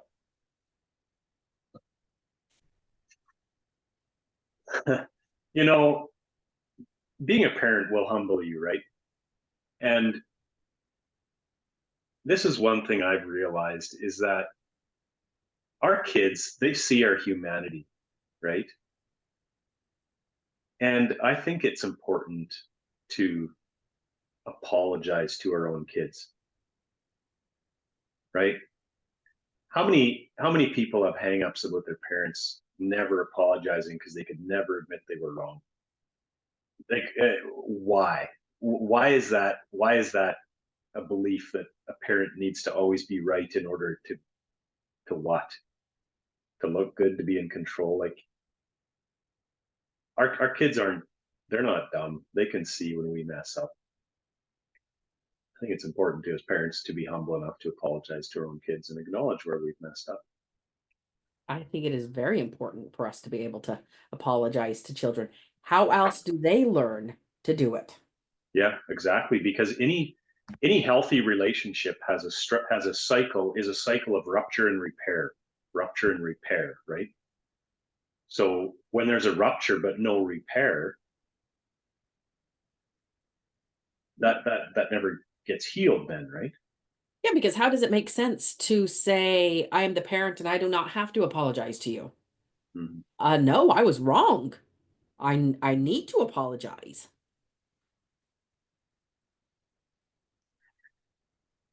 Yeah, I just I'm I'm not sure where that comes from. Like, I also know people who have been excommunicated from the Holdeman Church and made the decision to go back. And and but that is also part of that process, is you have to answer, do you believe that you were rightfully excommunicated, so that the church can never be wrong, right?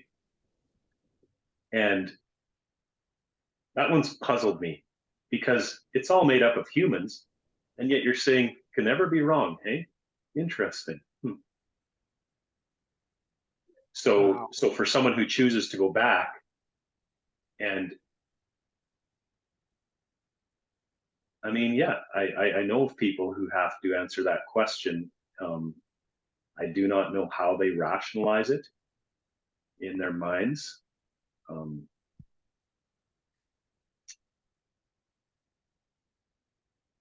Their spirit probably says, well, we're doing this again, are we? The first lie. yeah. Wasn't Dennis talking about some of the people who signed that letter, uh, that question was taken out of their reacceptance? Interesting. I'd be curious. Yeah, I've never heard of that happening, but I think, or it was discussed whether they should leave that question out. Something. I can't remember exactly what it was, but something like that.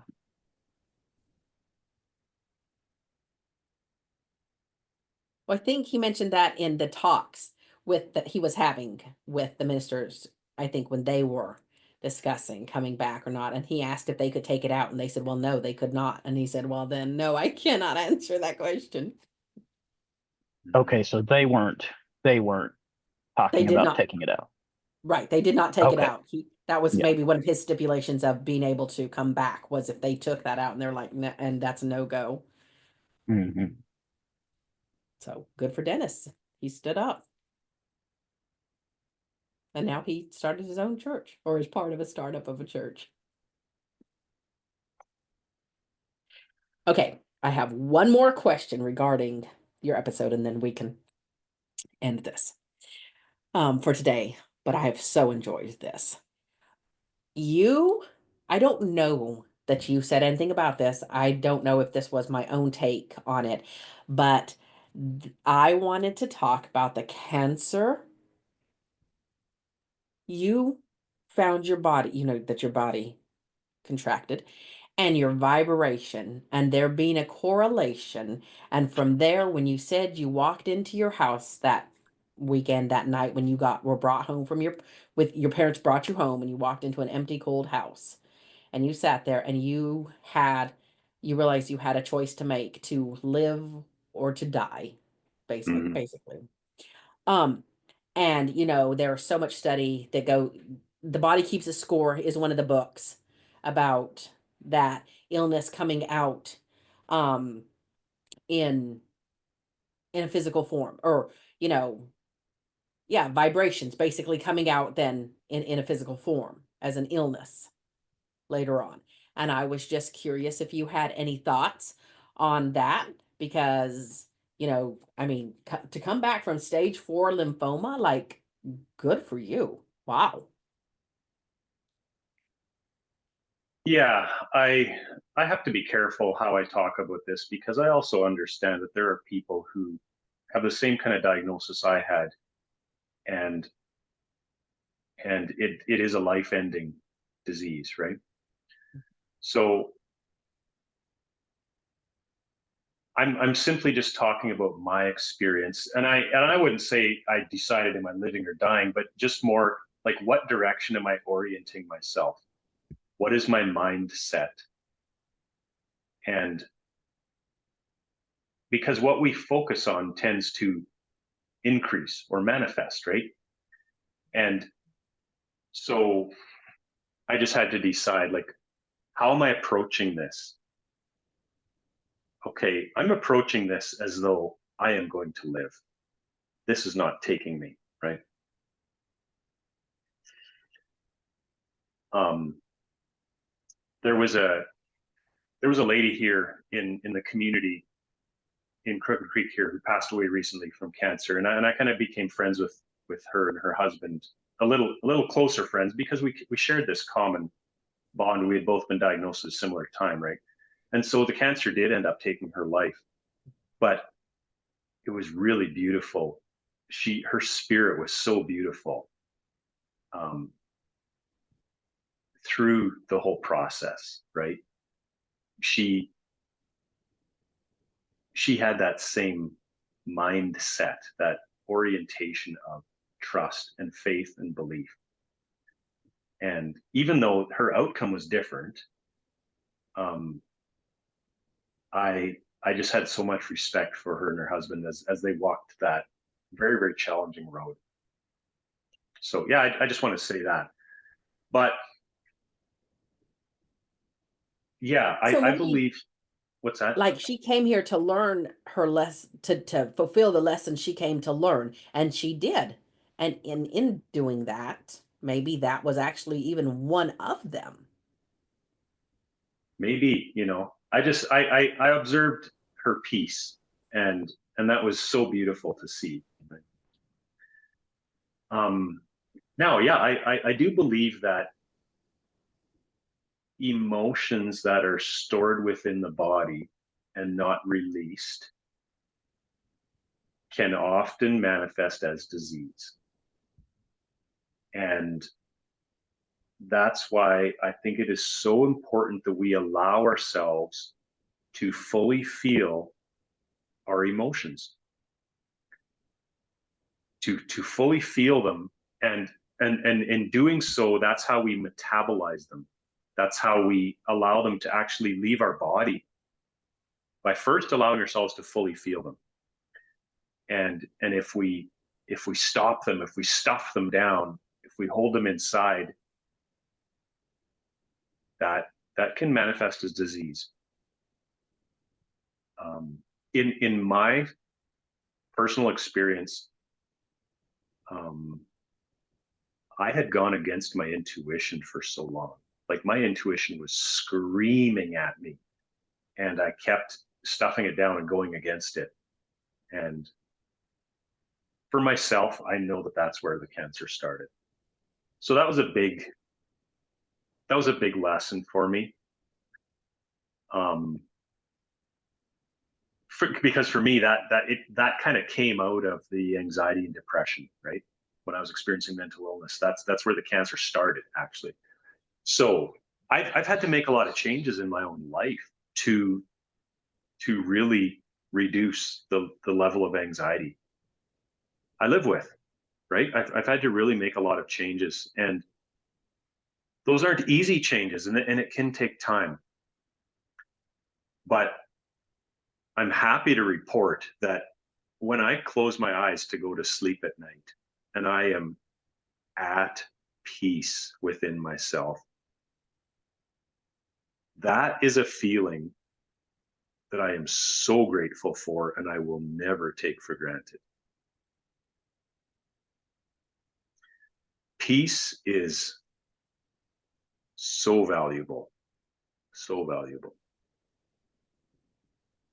And when you've experienced the opposite of peace, you don't take it for granted. So that's my little spiel. Emotions are important to feel. Allow yourself to feel all of your emotions. Listen to them.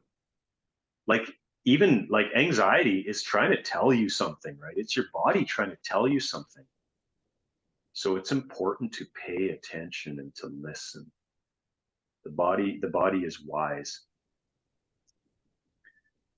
Now, I'm also of the belief that things can get passed down generationally, even in our genes. And sometimes it manifests in us because of generational stuff, right? Sometimes the things we are facing, disease or sickness, can be also generational stuff that has come to us. And it is, to be a cycle breaker, a chain breaker. Some of us carry that role, that responsibility. And as challenging as that can be, that's also an honor. And I believe that our ancestors are cheering us on in that. I think that's beautiful.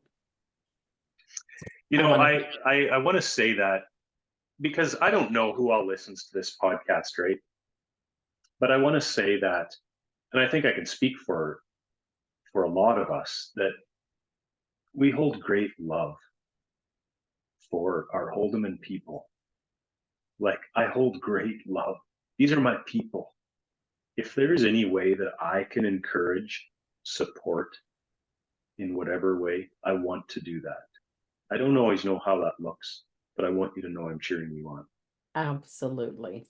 We're all in this life together.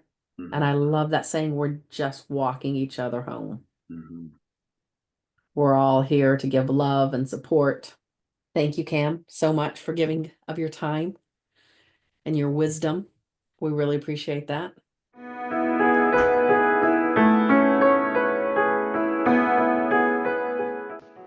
Thank you for listening. It is an honor to connect with our guests, and we wish the best for them as well as our listeners. Remember to like and subscribe for more episodes. Our People can be found on all major podcast platforms as well as YouTube. If you are interested in sharing your story, please contact us at ourpeoplepodcastteam@gmail.com. Thank you.